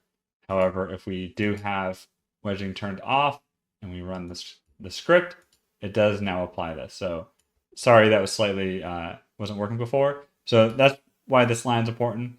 It pretty much evaluates sees if we are wedging in or not, and if it's not wedging, we run through the rest to apply the versioning script. So what this does here is that again, it sets the TP render. So this is this part right here, TP re-render, and sets that to be true. So it turns this on right here, and then sets the pre-render expression right here. So that part is exactly this right here. And we just kind of copied that in there. And that's what it's used for. And then the next part is that we want to set the actual script in the pre-render parameter. So it sets it right here, and it sets it with the pre-render expression. So this gets applied right here. And now we have this part right here. And lastly, the last thing that we want to do is that we want to set the parameter, the parameter of the expression to, or sorry, the language of the expression from HScript to Python, and that is what we do here. We just set the LP re-render, and we set that to Python. So if we look here, it just sets it from HScript to Python, and that's done right here. And then boom, that's all done. So now that we have this full script working together and we have this correctly working, again, last time, let's set down a file cache node and apply this, and then boom, that's working. So again, you can also set a preset for this. You can set a default. I prefer this kind of method. You know, if you have your own file cache node, you could set up whatever you want. You can also set it up as a on created script, so that whenever this node is created, all the stuff gets applied. You could do that. However, I'm not going to be going in and changing the SideFX Labs file cache node. You guys can do that if you want to, but this is how it's done. So feel free to change this, modify this to whatever you want. I think it's really important to establish all this right now for later as we begin to work on the actual project. So if we have a firm base, we can kind of go from there. We know that our caches and our versioning is all correct and everything's where we want it to be. So yeah, take a look and feel free to change this if you want to, add your own parameters, add your own changes, use this, don't use this, whatever you guys feel comfortable with, I recommend doing. See ya. Hey guys, welcome back. So the last thing I want to go over on the SideFX Labs node suite is the Labs Carbon node. So this is not in the object level. So last time we were going through the nodes, the Labs file cache node, and that was in the object level, and that was all good. But now this one is in the stage context, and it's in their Karma Solaris workflows. So this Labs Karma node is pretty much a wrapper for their Karma Render Properties node. I'm not the biggest fan of it compared to the Labs Cache node. I know they're separate things. This Labs Karma node does have some useful parameters, and you can totally get stuff done with it. However, I don't think everything's quite exposed and set up as similar to the render settings node. So alternatively, you could just drop a render settings, Karma render settings node, and get the same results. And I think this might be a little bit better to use. However, I like using the Labs Karma node because of the versioning in the base folder and just some of the simplicity of it. It can get done what I need it to get done. Has a couple of useful things, such as the top network, but don't feel like you have to use it. Feel free to use whatever you have you want to use. So similar to the Labs Cache node, I applied a couple of different expressions or scripting for the base folder and the versioning. So let's take a look at that now. So the base folder is the exact same as the script on the caching node. However, it writes out to the render folder and not the geo folder. So all of our renders are in the same section, which is helpful. So yeah, it's as straightforward as that. I'll kind of expand this so you can see it. Yeah, it's really straightforward. Pretty much exactly what we did last time. The versioning is slightly different. It's not using a pre-render script. It's just returning the version of this. So I don't have it to where you set it and it versions up automatically. I just have it like this, so it will always render to this version. You could set it up like we did last time with the Python pre-render script. However, a lot of times you're versioning up and changing stuff, and you want to be, at least for caching, you want to be reading in the same version that you are, you want to be reading in the correct version. Here, it doesn't matter what version we have set in here. This will confirm that it's always going to be the same version as our scene file. If our last renders were version 2 and our scene file is now at version 4, that doesn't matter to this, because we're not reading in those versions. We're doing that in Nuke. So that's why I went with a different approach than the cache node. It's a very similar script, almost identical. The only thing is that we are returning the version number, and we are not switching the parameter value, and we just have it baked on here. So that's why I have it like that, and feel free to do whatever you guys want to. You don't have to have this at all, but I did, and it was beneficial for me, and I suggest you guys doing the same if you want to. So yeah, I set those up, and then I had another render default script, which is the same as the Labs cache node. Well, slightly the same. It just sets up the versioning slightly different, and in a similar method as the base folder name. So that's how that was done here. It's not setting the pre-render script. It's doing it like this, and the scripts are slightly different. So yeah, feel free to use this if you want to. Feel free to set up the button and everything, and press it and use it if you want to. Again, I won't go into this node as much, and I won't go into Karma as much. I will later as we start rendering stuff, but it's always good to just kind of have this set up so you can go rock and roll when you start doing effects. I know we spent a good amount of time going over some of this cache node and scripts and everything, but I think it's really helpful to have a strong basis for all of our workflows so that once we do start doing some of the facts and setting everything up, it's very fluid and I won't have to stop and kind of show what I'm doing for some of the stuff. And so we can just keep the momentum and knowing that we have everything set up. Hey guys, welcome back. So the last kind of setup thing that we want to do is setting up our overlay for our parameter values. So this is something that's helpful. This is just like the little overlay setup that we have in Houdini. This was provided by Igor and something I am adopting for my wedges and contact sheets.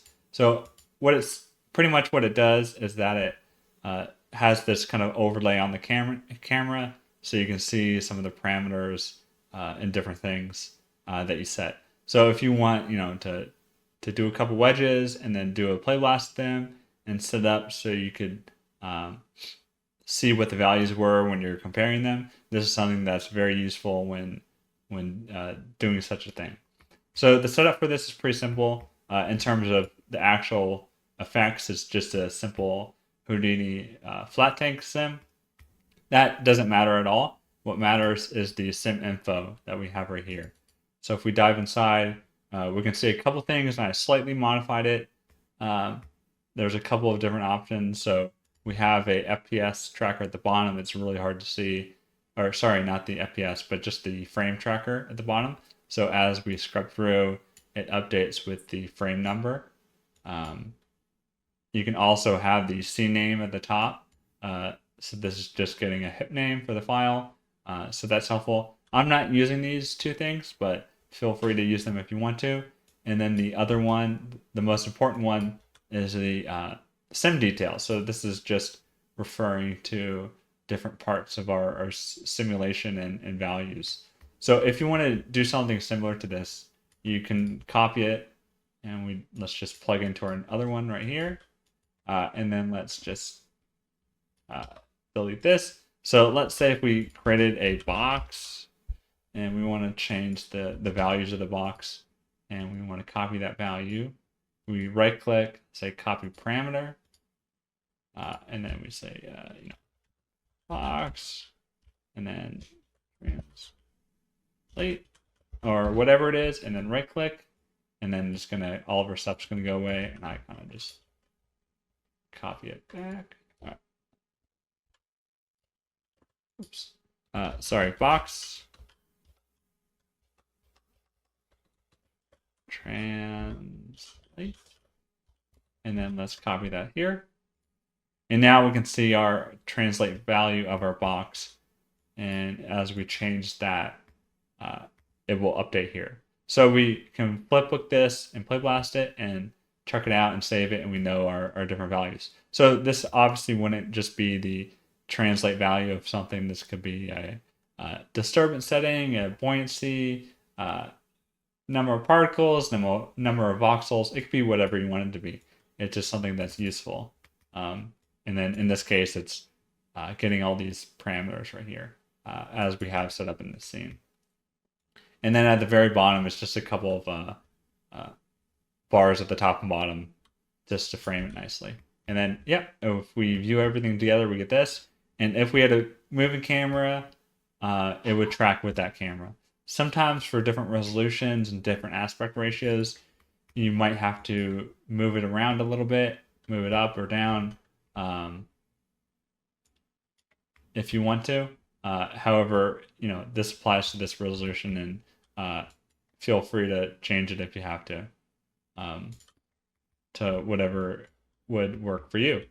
So an alternative to this is a tool that I put a little note of in the scene file. And this I'll run the video right here. This is also something that's used. It's a Houdini info overlay node, and feel free to download it at the link. It supports Axiom, which is really nice, and it supports Vellum. Supports a couple of things. And this just kind of helps you easily set all these parameters right here. And so depending on what type of node you have selected and what type you choose, it will apply all these parameters.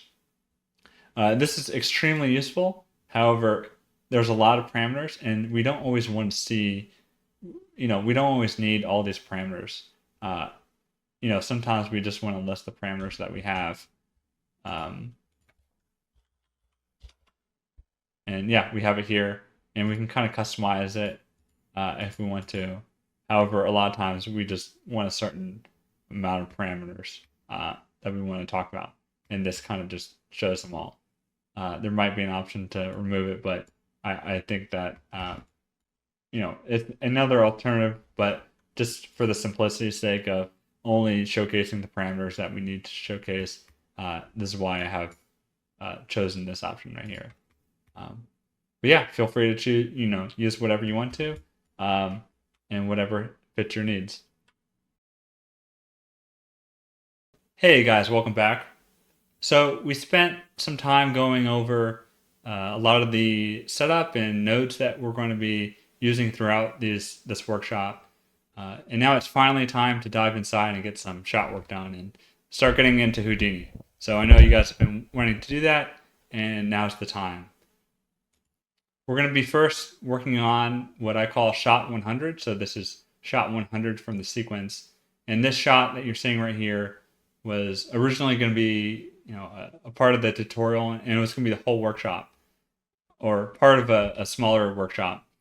And after seeing this and working through it with Saber and Igor, we decided to expand upon this and adding a whole bunch of other effects in and Godzilla, but it mainly all started with this shot. And I think this is a cool shot, and we'll talk about some of the inspiration, but hopefully you can take this shot and a lot of the stuff that we go over will apply to other setups and everything. But we'll definitely be going over a lot of the other Godzilla shots later on, but we're just going to start with this one first.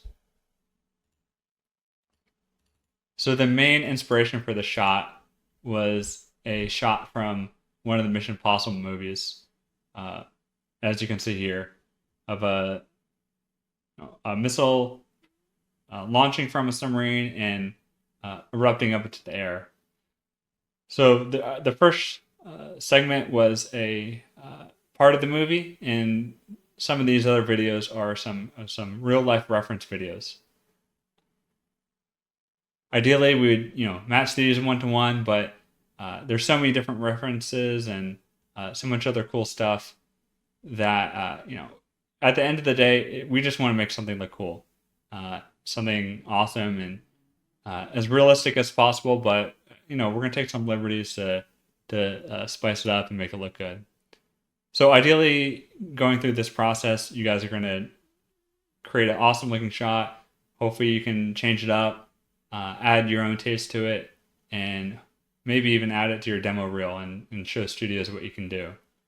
We're going to be focusing on this one shot at the beginning, but then we're going to kind of expand that and some of the techniques that we learned to all the other shots. So this is just some of the reference that we have for this, and we'll be diving in right now.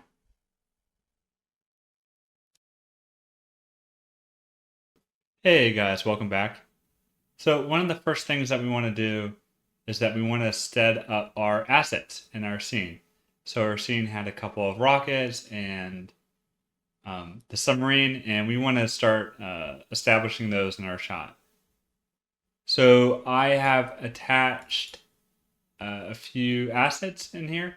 There's a missile and a submarine asset, and these were acquired online. They were non-copyright. They come with an FBX file and some textures for each of them. And let's start putting that into our scene. So the first thing that we can do is start importing the FBX files. So let's just do File, Import, Filmbox FBX, and let's import that in here. Default should be fine. And here we go. We got our FBX for our missile. And then let's do the same for the submarine. So same process. Let's go back up. Vehicles, submarine, source. And then we can just import it from here.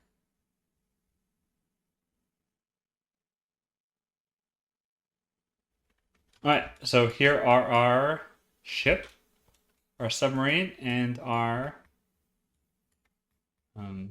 missile. And so I've already done that up here, but that's just how to import the FBX files. We want to do a couple other things, which I'll also go over. So let's dive into the submarine. So once we import the submarine through the FBX right here, this is the default state with some material group set up and everything. I also, looks like we have this. I also set up a prop group for the propeller. So I just went through and selected the propeller nodes right here, just manually. Ideally, you would do it through a primitive attribute with an expression. You could do that. You could do it manually. You could do it with a bounding box like I'll show you later. But I just did it manually right here to define the propeller group. I also did that for the hatch. And because I know that the geometry isn't going to be changing and the location's going to be static, I did it just this way because it's easier. You can also do a group expression.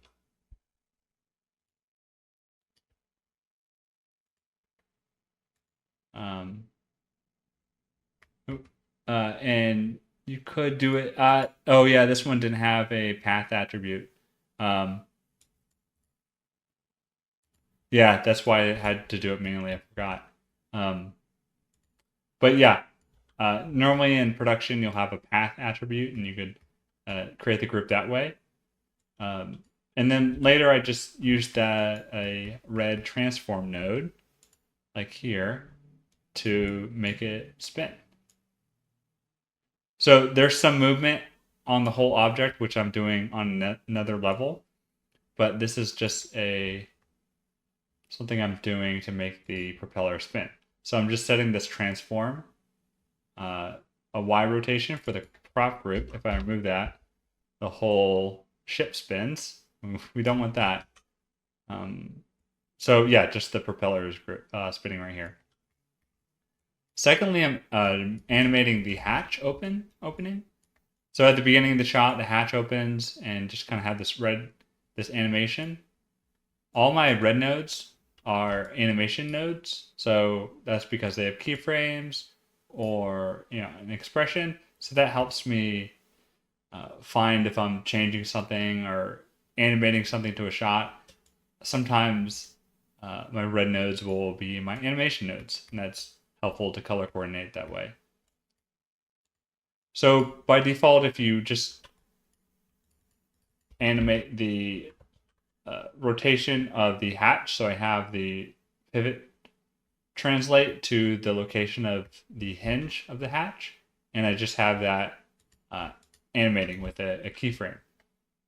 So, Alt click on the parameter, move it, position it, the value that you want, and then set it again, and that's how you set the keyframes.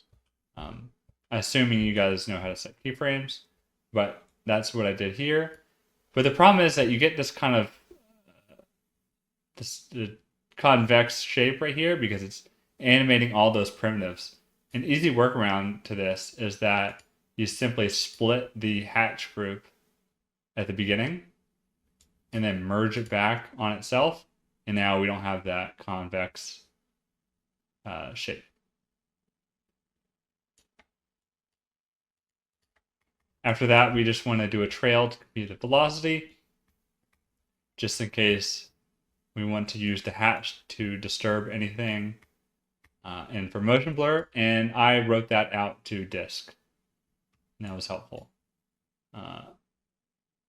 Next, I created I selected some primitives on the front for the lights. So I selected some of these polygons right here, And I just kind of jutted them out a little bit like this, just so we can have some geometry for the lights at the beginning.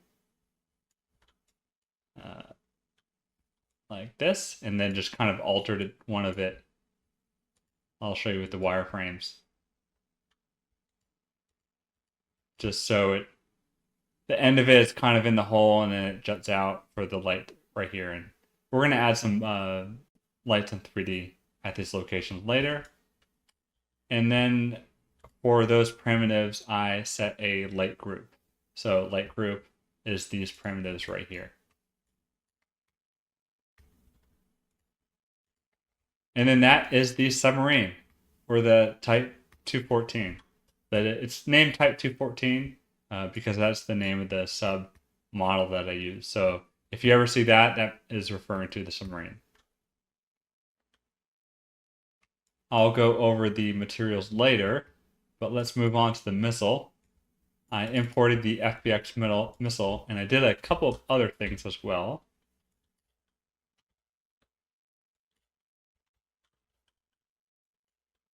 Oh, looks like a issue. Okay, we're back. So here's the missile geometry. I wanted to delete some of the wings on the geometry and some of the circles, so I just isolated those. So these are what I'm deleting. Some polygon and some areas that we don't necessarily need. I'm moving up these bottom fins or wings. I kind of squashed it, made it a little bit fatter as well. And again, this is at your discretion. You can change this. You can use a different geometry. You can make it big or fat or whatever you want. It's just however you like it. I made the wings, or sorry, the fins or wings a little bit skinnier.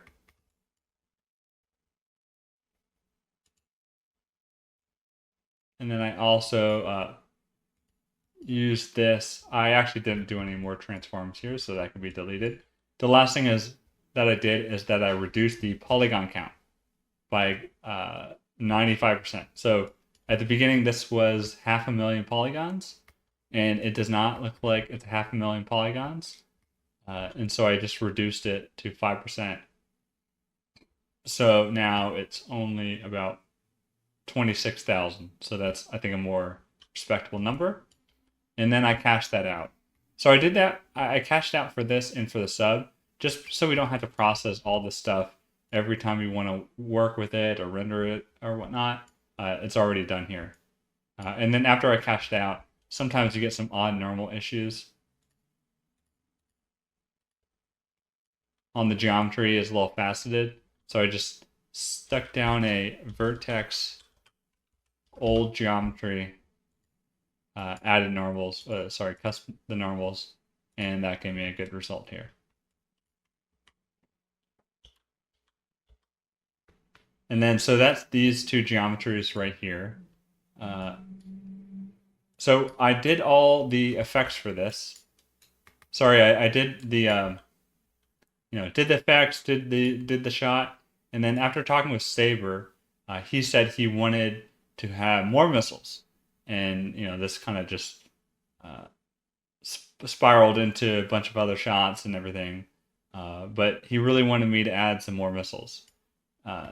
So I did that. I have an offset node for each set of missiles. And the first missile is also in the same set as the submarine, so I can change it if I wanted to, but I'm not. It's all stationary. So I copied the missile and 2 more times. And so to copy it, all I did was just import it in. I imported that geometry from the original missile into the other one, just with the object merge. That prevented me from having to copy this and apply those changes and everything. I'm just object merging it. So I did that 2 more times, one for here, one for here, one for there. And then I added an offset node to the top of this. So what that enabled me to do is offset the location of it. So that's all I have to do. So up, down, left, right. You can change a couple of other things about it. There's multiple ways of doing this. So you could do this with in SOP. So you can do this and up at the object level. There's just a bunch of different ways. But as we'll talk about later, I think that this was the best way of doing this. And that's provided me with the best results. So you also can see that I have an animation for everything. So all of our subs are moving a little bit. Let's remove this. So I just positioned the sub how I wanted to. I animated the missile going up and out. So it kind of launches up, slows down, goes down, and then up, and then leaves the screen. And then I copied that animation a couple times for the other missiles and offsetted their timing. So they come up at different times. And I did that just with translating the properties right here, adjusting the translate and the rotate. Also, something to take a look at is your uniform scale for your object. If you bring in a human and kind of move this human around. So I moved Tommy over here. It's always good to work with a 6-foot human for scale, and Tommy is that scale. There's lots of opinions about how this should be in relationship to Tommy, but this with the scale I went with, and so I scaled everything down by 0.015 to get this positioning right here. So ideally everything would be animated with the camera view, and we'll be discussing that next module, but I just wanted to go over all the asset work right here. And then at the very top, you can also see one last transform, and that was for I call it the all move. So if you see the keyframe I have, I'm just slowly moving everything a little bit. So I'm starting it from no positional change to just 10 meters of change going backwards, just so the submarine moves a little bit at the beginning and the missile with it. So we get some slight movement here, and that's what this all move does. So this is a bunch of nodes right here and a lot of stuff to render and keep track of. And to simplify this, a lot of times I will just object merge everything into one geometry, just so we can say, okay, hey, this is our object merged submarine, and this is the object merged missiles. So if we go over here, I'll turn these geometries off. This is our object merged missile. And so this has all the missiles in here. It's a little hard to see, but they're all three of them are here. On top of that, you could do additional work on the geometries. So it's always good to have like an index number for each for each missile.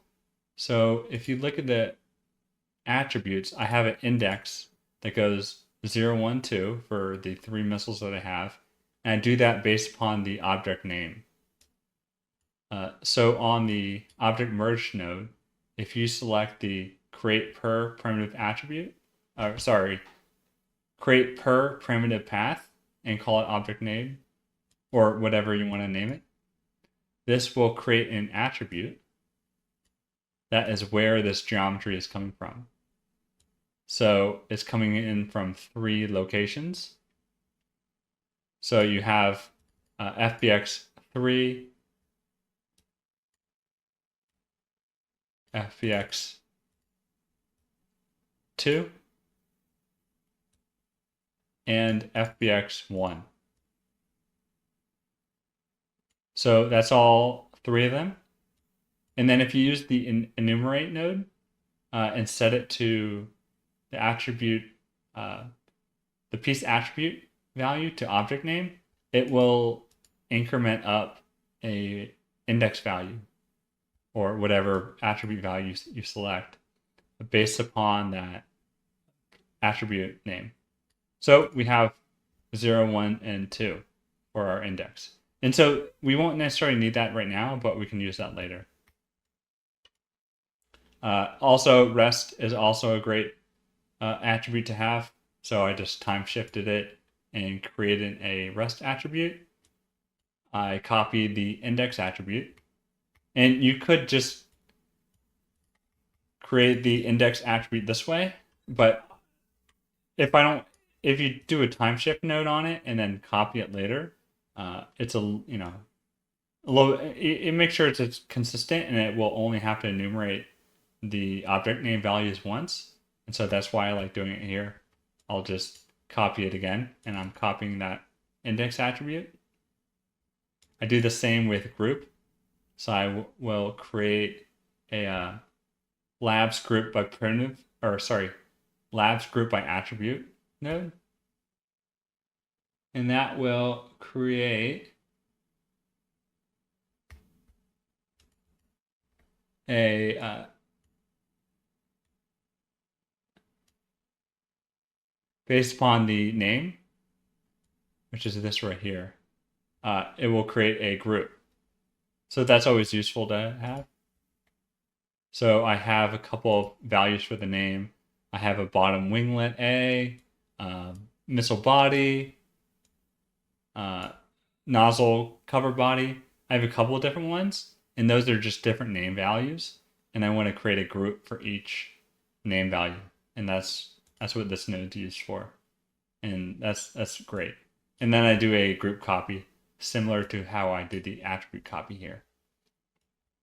And then I just rename the rest to rest P, just because sometimes you want to use rest for something else. I just switched it to rest P. And then there's a bunch of annoying FBX attributes, which I have right here. And I don't need any of these really right now. And so all I did was just blast those. I just blast those FBX values.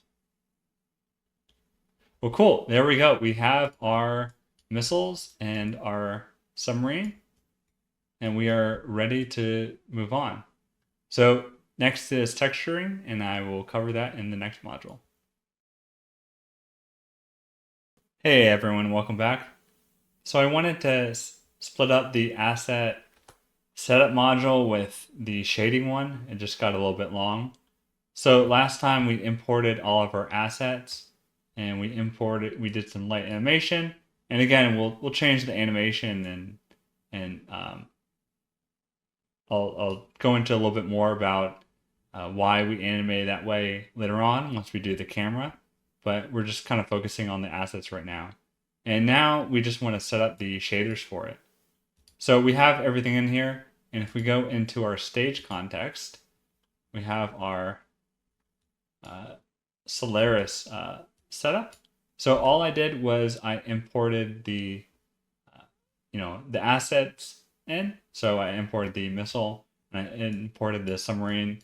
So all I did was selected that geo combine nodes right here, and I'm importing those.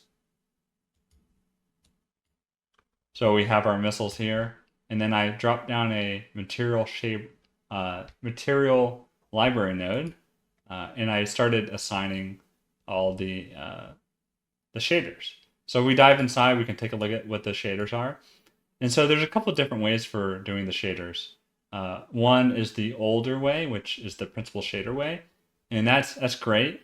So I set up those shaders using those asset libraries that we have, setting up the textures, dialing in some of the roughness and spec. Again, just eyeballing some of that. These assets didn't have the most textures to it, so there's a little bit of guesswork with some of the values, but for the most part, it worked pretty well. And again, we don't really see it that much at the beginning. It's just kind of just kind of there. And so you can spend some more time with it if you want to, but you don't necessarily have to.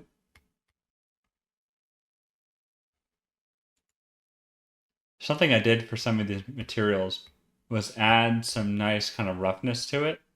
So I took that rest-p attribute that we have and I just binded that in and fed that into a turbulence noise, fit it with just some values, and then multiply that times our base color. So I could show that in a second. And I did that for a couple of the other materials in here. So if we look, save our scene. Let's just drop down in a light in here.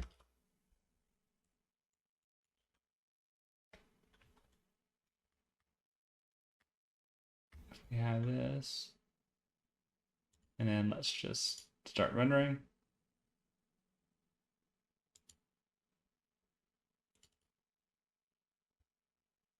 And let's switch to our Solaris. All right. Oh, lost my camera.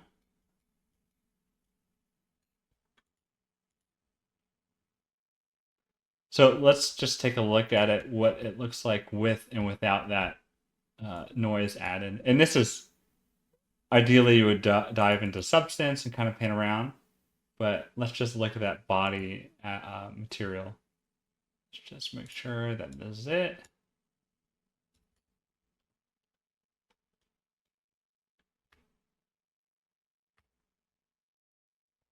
All right, this is it right here. Let's just snap that.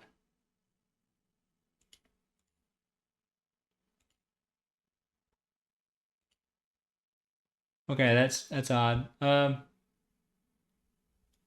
We'll just toggle this on and off. So this is with multiplying it.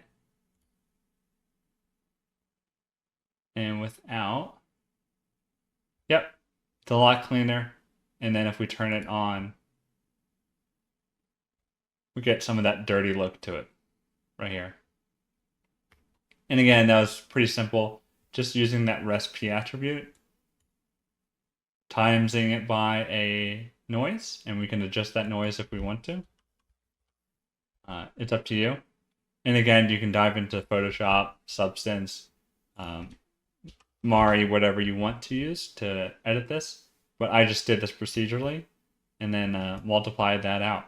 And so now we get a little bit dirtier of a missile right here. And again, this is all very like wet and it's all very uniformly wet. So there's a little bit of a specular sheen to it. And that kind of helps sell that wet look. So I did it for all of these materials. I set up the shaders, set up some of the attributes, the parameters, set up the dirt that I'm adding. I'm adding it in a couple of, to the couple of the shaders. And then what you want to do is that you want to assign the material up in the stage network.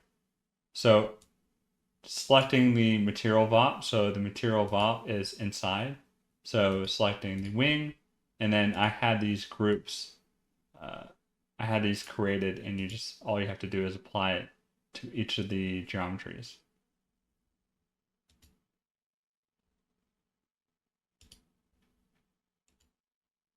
And if we look in here, and again, you can kind of see our geometry path right here. And so for each of these, you kind of just drag this in, or you do a little start and it will apply to it where you need to. So you just have to assign each of the material VOPs to their geometry path, and that's where this is done. Pretty straightforward, but I know Karma is new, Solaris is new. So just take a look at the scene and it has everything set up for you.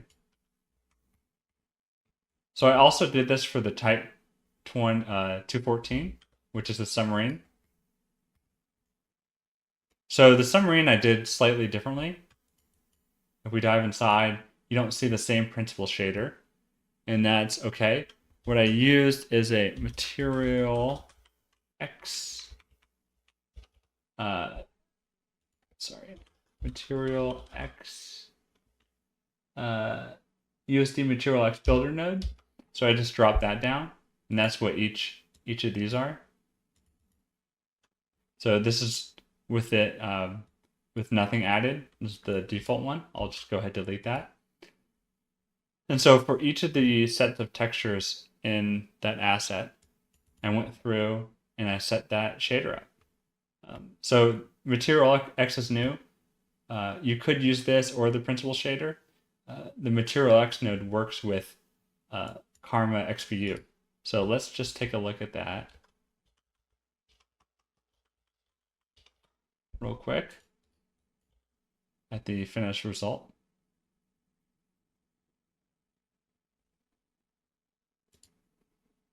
And then here we are.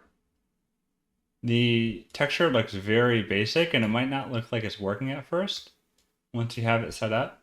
But if you take a look at the textures, these are kind of matching what the renders are, the propeller and the body. And again, feel free if you want to add your own shaders in there or your own textures or whatever, feel free to paint that, make it look as cool as possible. Or if you're not even going to use a submarine, you can do whatever you want. Just feel free to add your flavor to it and spice it up. But here's everything all established using the provided assets in this project.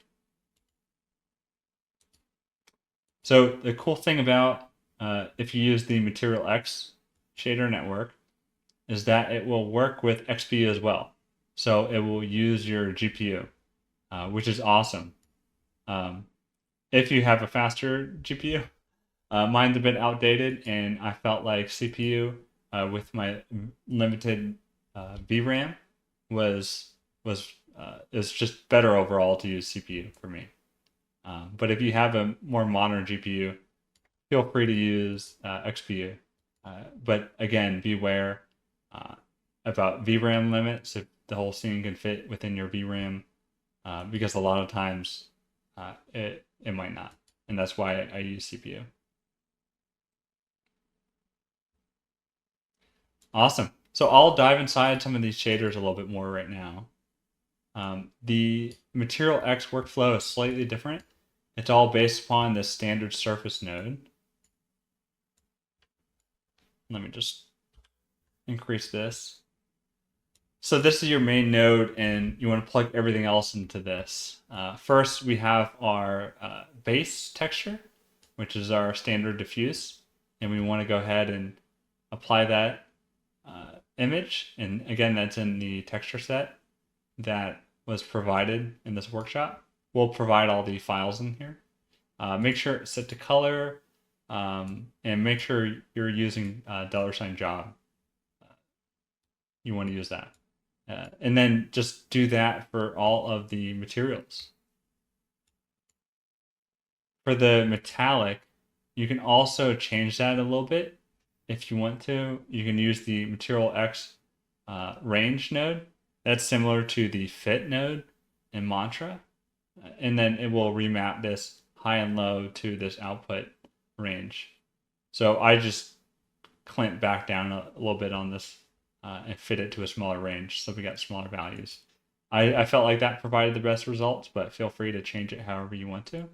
I did the same overall workflow for roughness and for the emission. So the emission was a separate texture as well. And then for the normal as well. But make sure for the normal you have this set to a vector 3 because it's not a color map, it's a normal map. And then use the Material X normal map and plug that into your, you plug that into your normal parameter on your standard surface node. And then here also you can change the scale. So if you want to emphasize or de-emphasize the bump map, this would be done right here. So I bumped mine up quite a bit to get some extra detail, but feel free to do whatever values you seem fit. I didn't have any displacement for this, And if we go on to the other materials, they're very much the same. This emission one didn't have much. It just had some emissive color to it. And for the window, it was the same, but this one uses an opacity as well.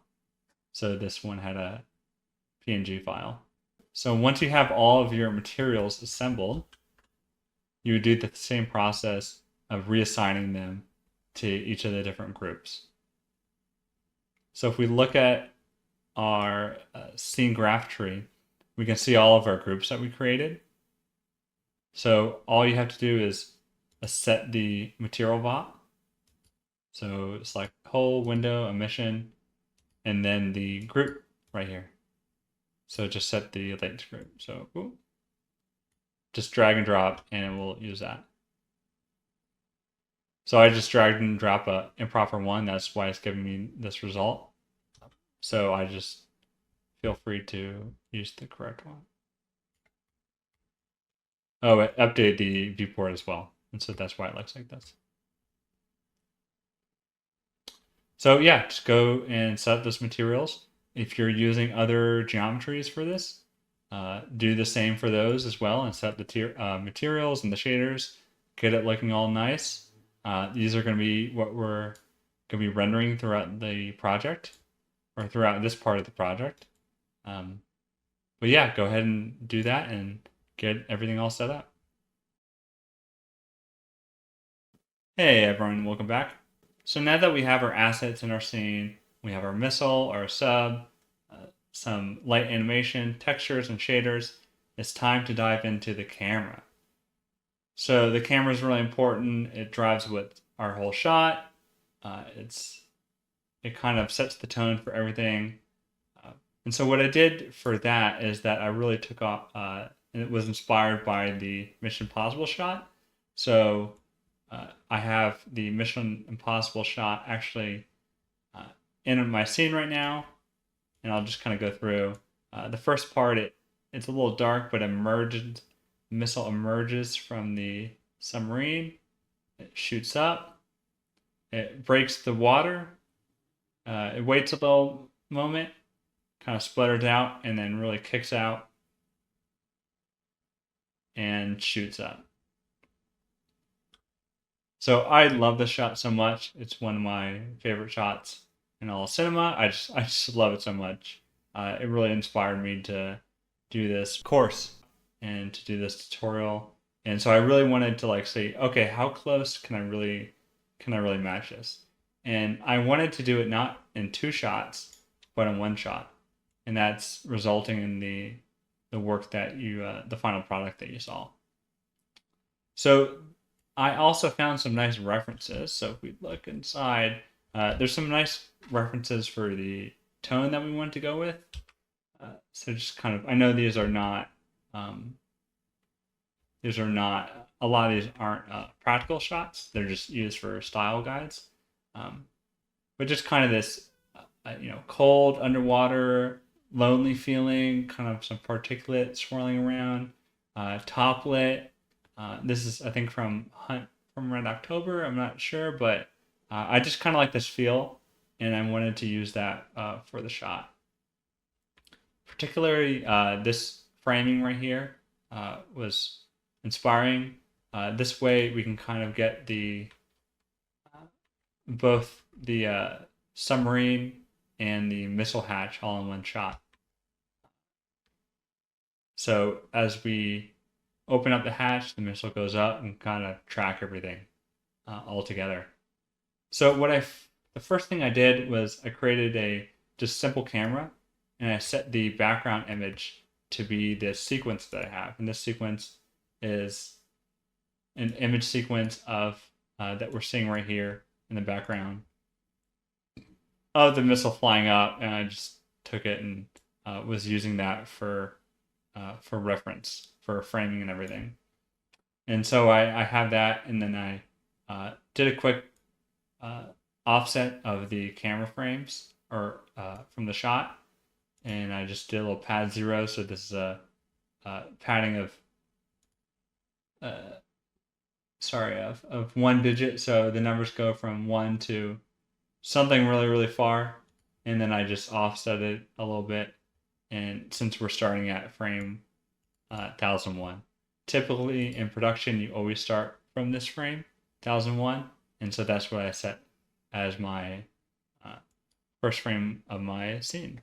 So we want to create the camera, set the background image. So again, I will provide this so you guys can set up yourself, or if you find another shot in a movie that you want to copy or use as reference, even if you don't match it exactly, it's always good to kind of start from somewhere.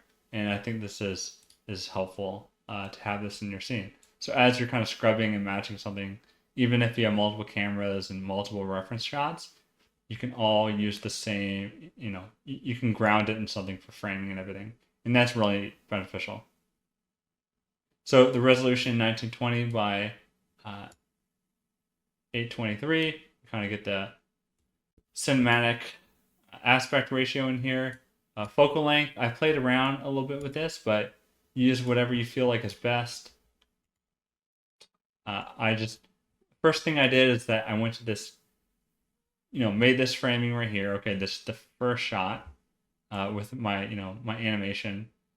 And then we want to add a little bit of motion right here. So I made another keyframe. And then I made a couple other ones and then tracked the missiles. So as the missiles are going up, we can kind of see it break the water. And also what was helpful is that I created like a water geometry. And this is very super simple grid. And so with this, I just made it a blue color for the water and then reduced the alpha on here. And so if you remove this, you can't see through it. But if you turn that on, you can kind of see through it. So I did that in all my shots, and I found that to be really helpful.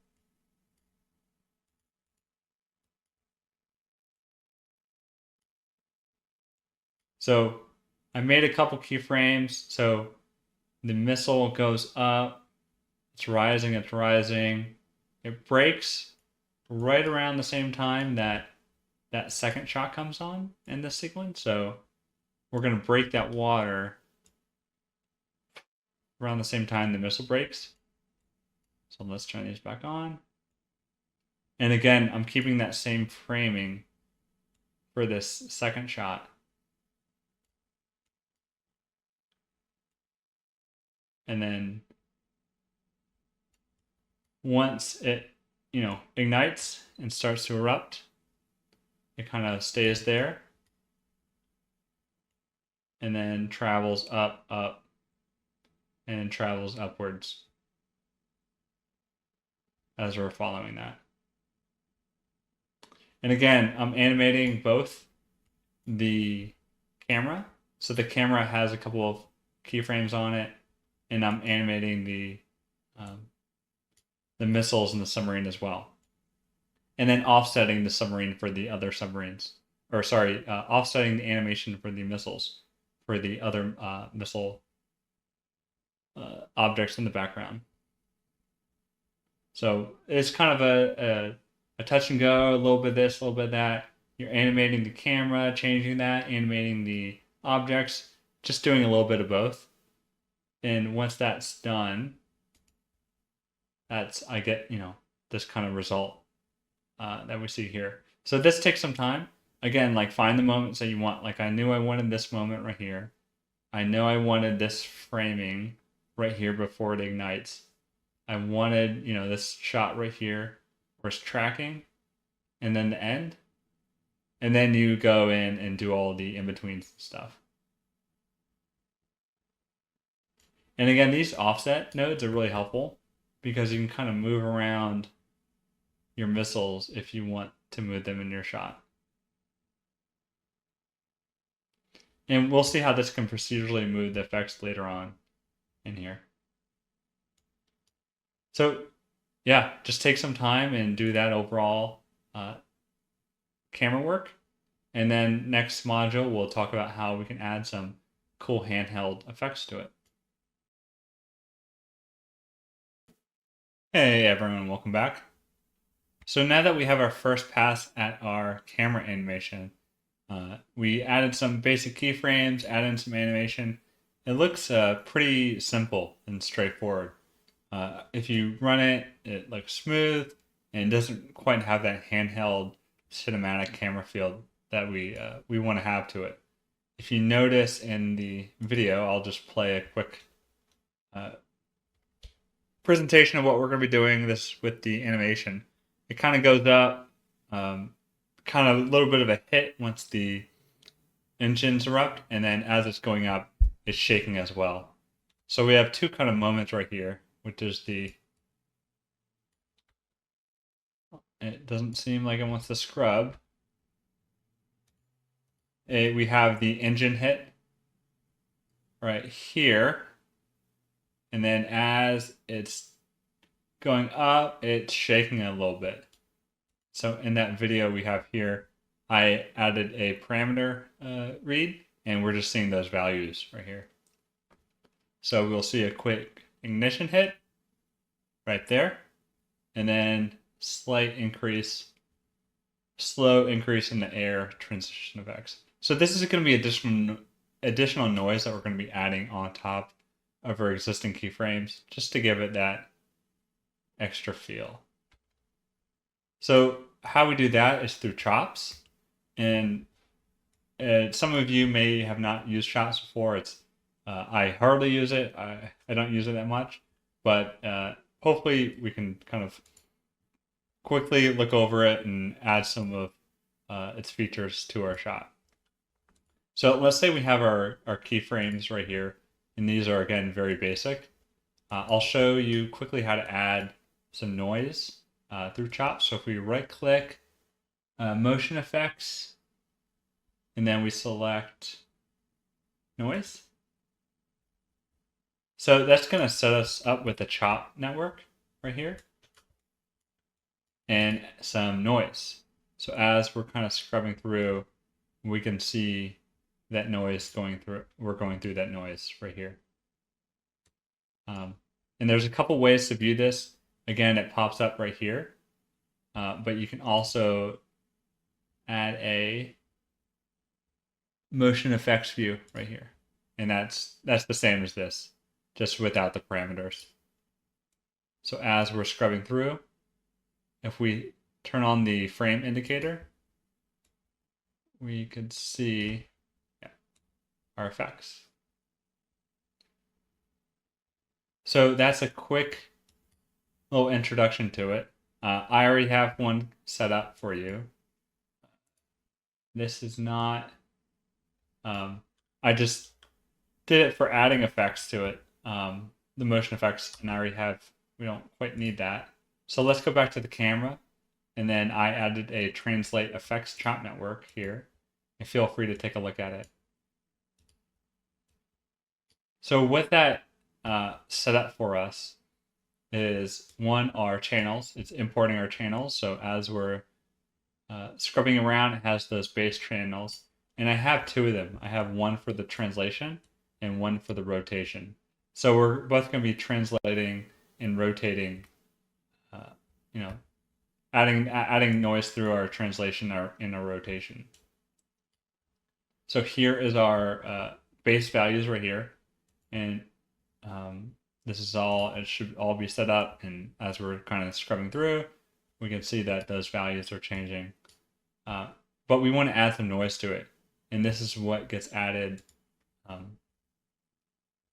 through using that shortcut that I showed earlier.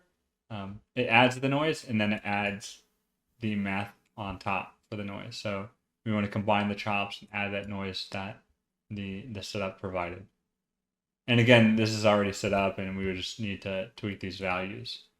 So we can kind of go through and add this noise. So what I'd like to do is that on somewhere in our scene, add some parameters to how to control everything. So we know we want two sets of noises. We want one for the ignition and then one for the air. The ignition one is going to be that quick initial hit that we see right here. So we're traveling, and then boom, we kind of hit, and it slowly goes back to its normal values. So we want to add some simple keyframes here. What we want to do is this: we want to add a parameter. So this is, let's do our handy test. And then we want to keyframe this. So kind of keyframe it from, we'll keyframe test and then go a couple frames, full ignition. So this is when the full extent of when the ignition noise gets modified, and then have it slowly fade off. And that's what I did for the ignition and air parameters that you see right here. The air is slightly different. For the air, I just started it off a little bit later.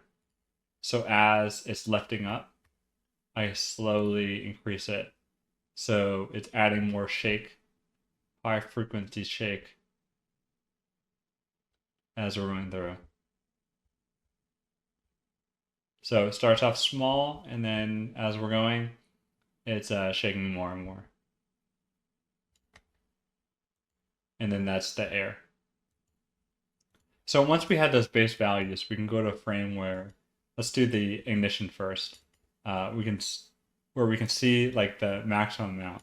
So this is the translate, and this is the rotation.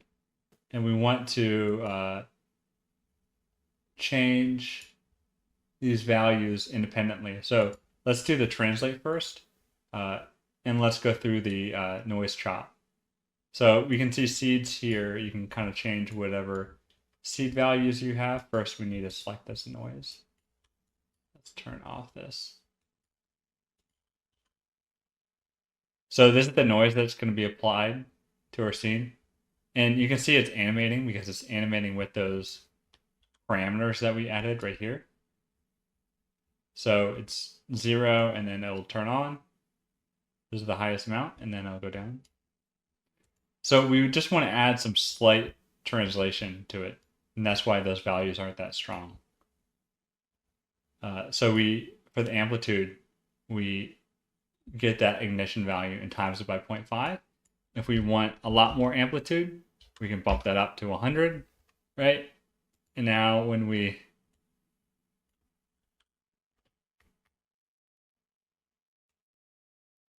like, turn on our ignition noise, the camera goes way somewhere else.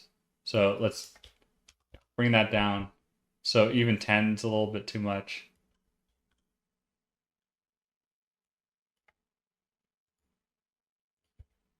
Even 10 is a little bit too much. And that's why I went with 0.5 right here. So that's our amplitude amount. I'll go back up our seed, so we can just change the seed of everything. Our period is pretty much the frequency of everything. So if we have a really long period, it's going to be low frequency. And if we increase it, it's going to be high frequency. So if we bump up that amplitude again, we can see this.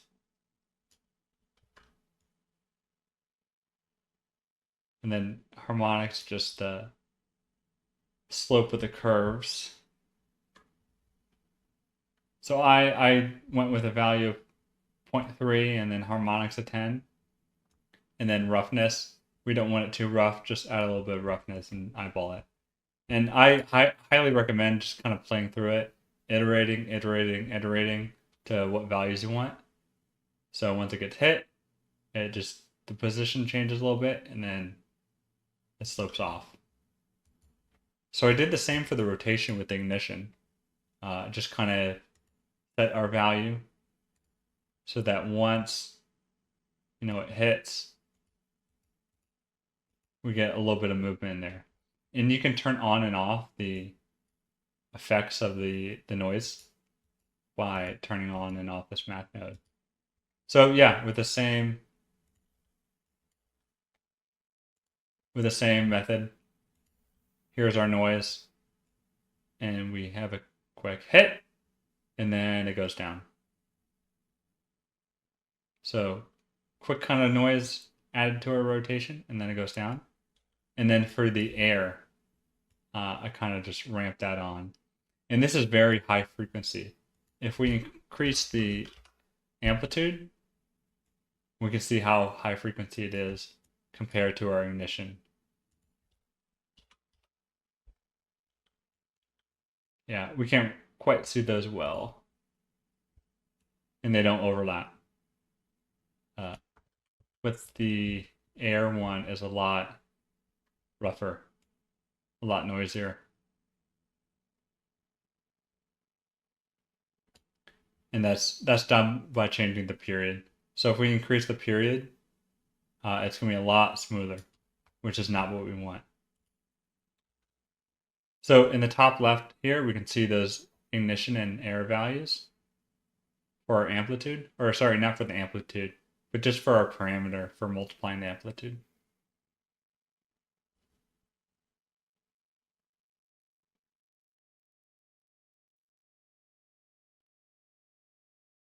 Boom, and there we go.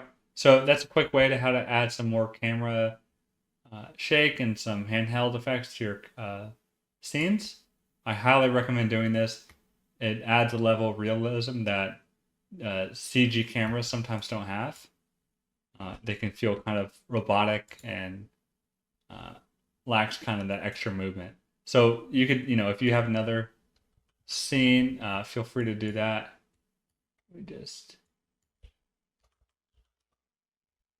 If you have another scene, feel free to do that. And again, I use this backdrop as a reference for timing and everything. So if you're trying to match another shot, or if you want to match a similar one, feel free to use it or change it and do whatever you think. Hey everyone, welcome back.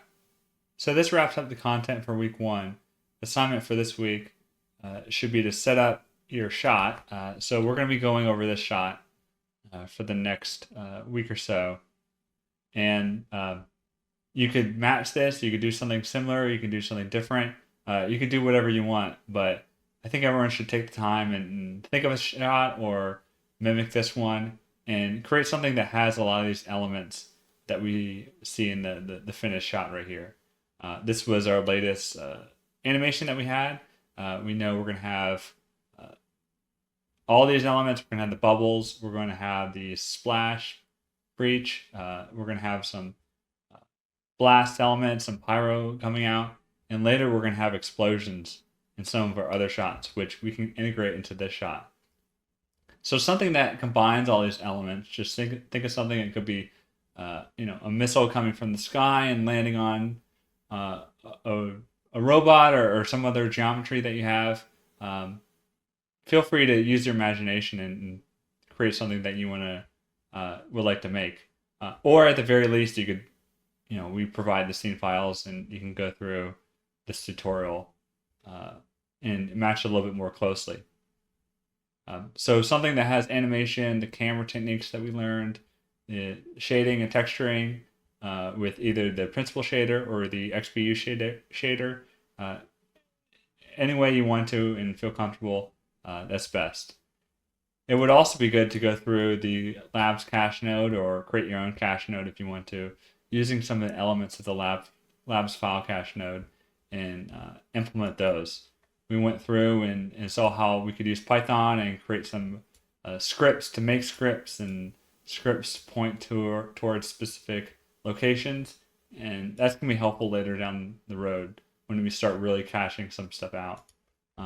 We created for the base folder and we created some pre-render scripts, and feel free to look into this and get familiar with this caching node because we're going to be using it a lot. So in the next couple of weeks, we're really going to be diving into effects. I know there wasn't much simulations in this one, but starting right off the bat, we're going to really start adding some cool stuff. So we'll see you all next week.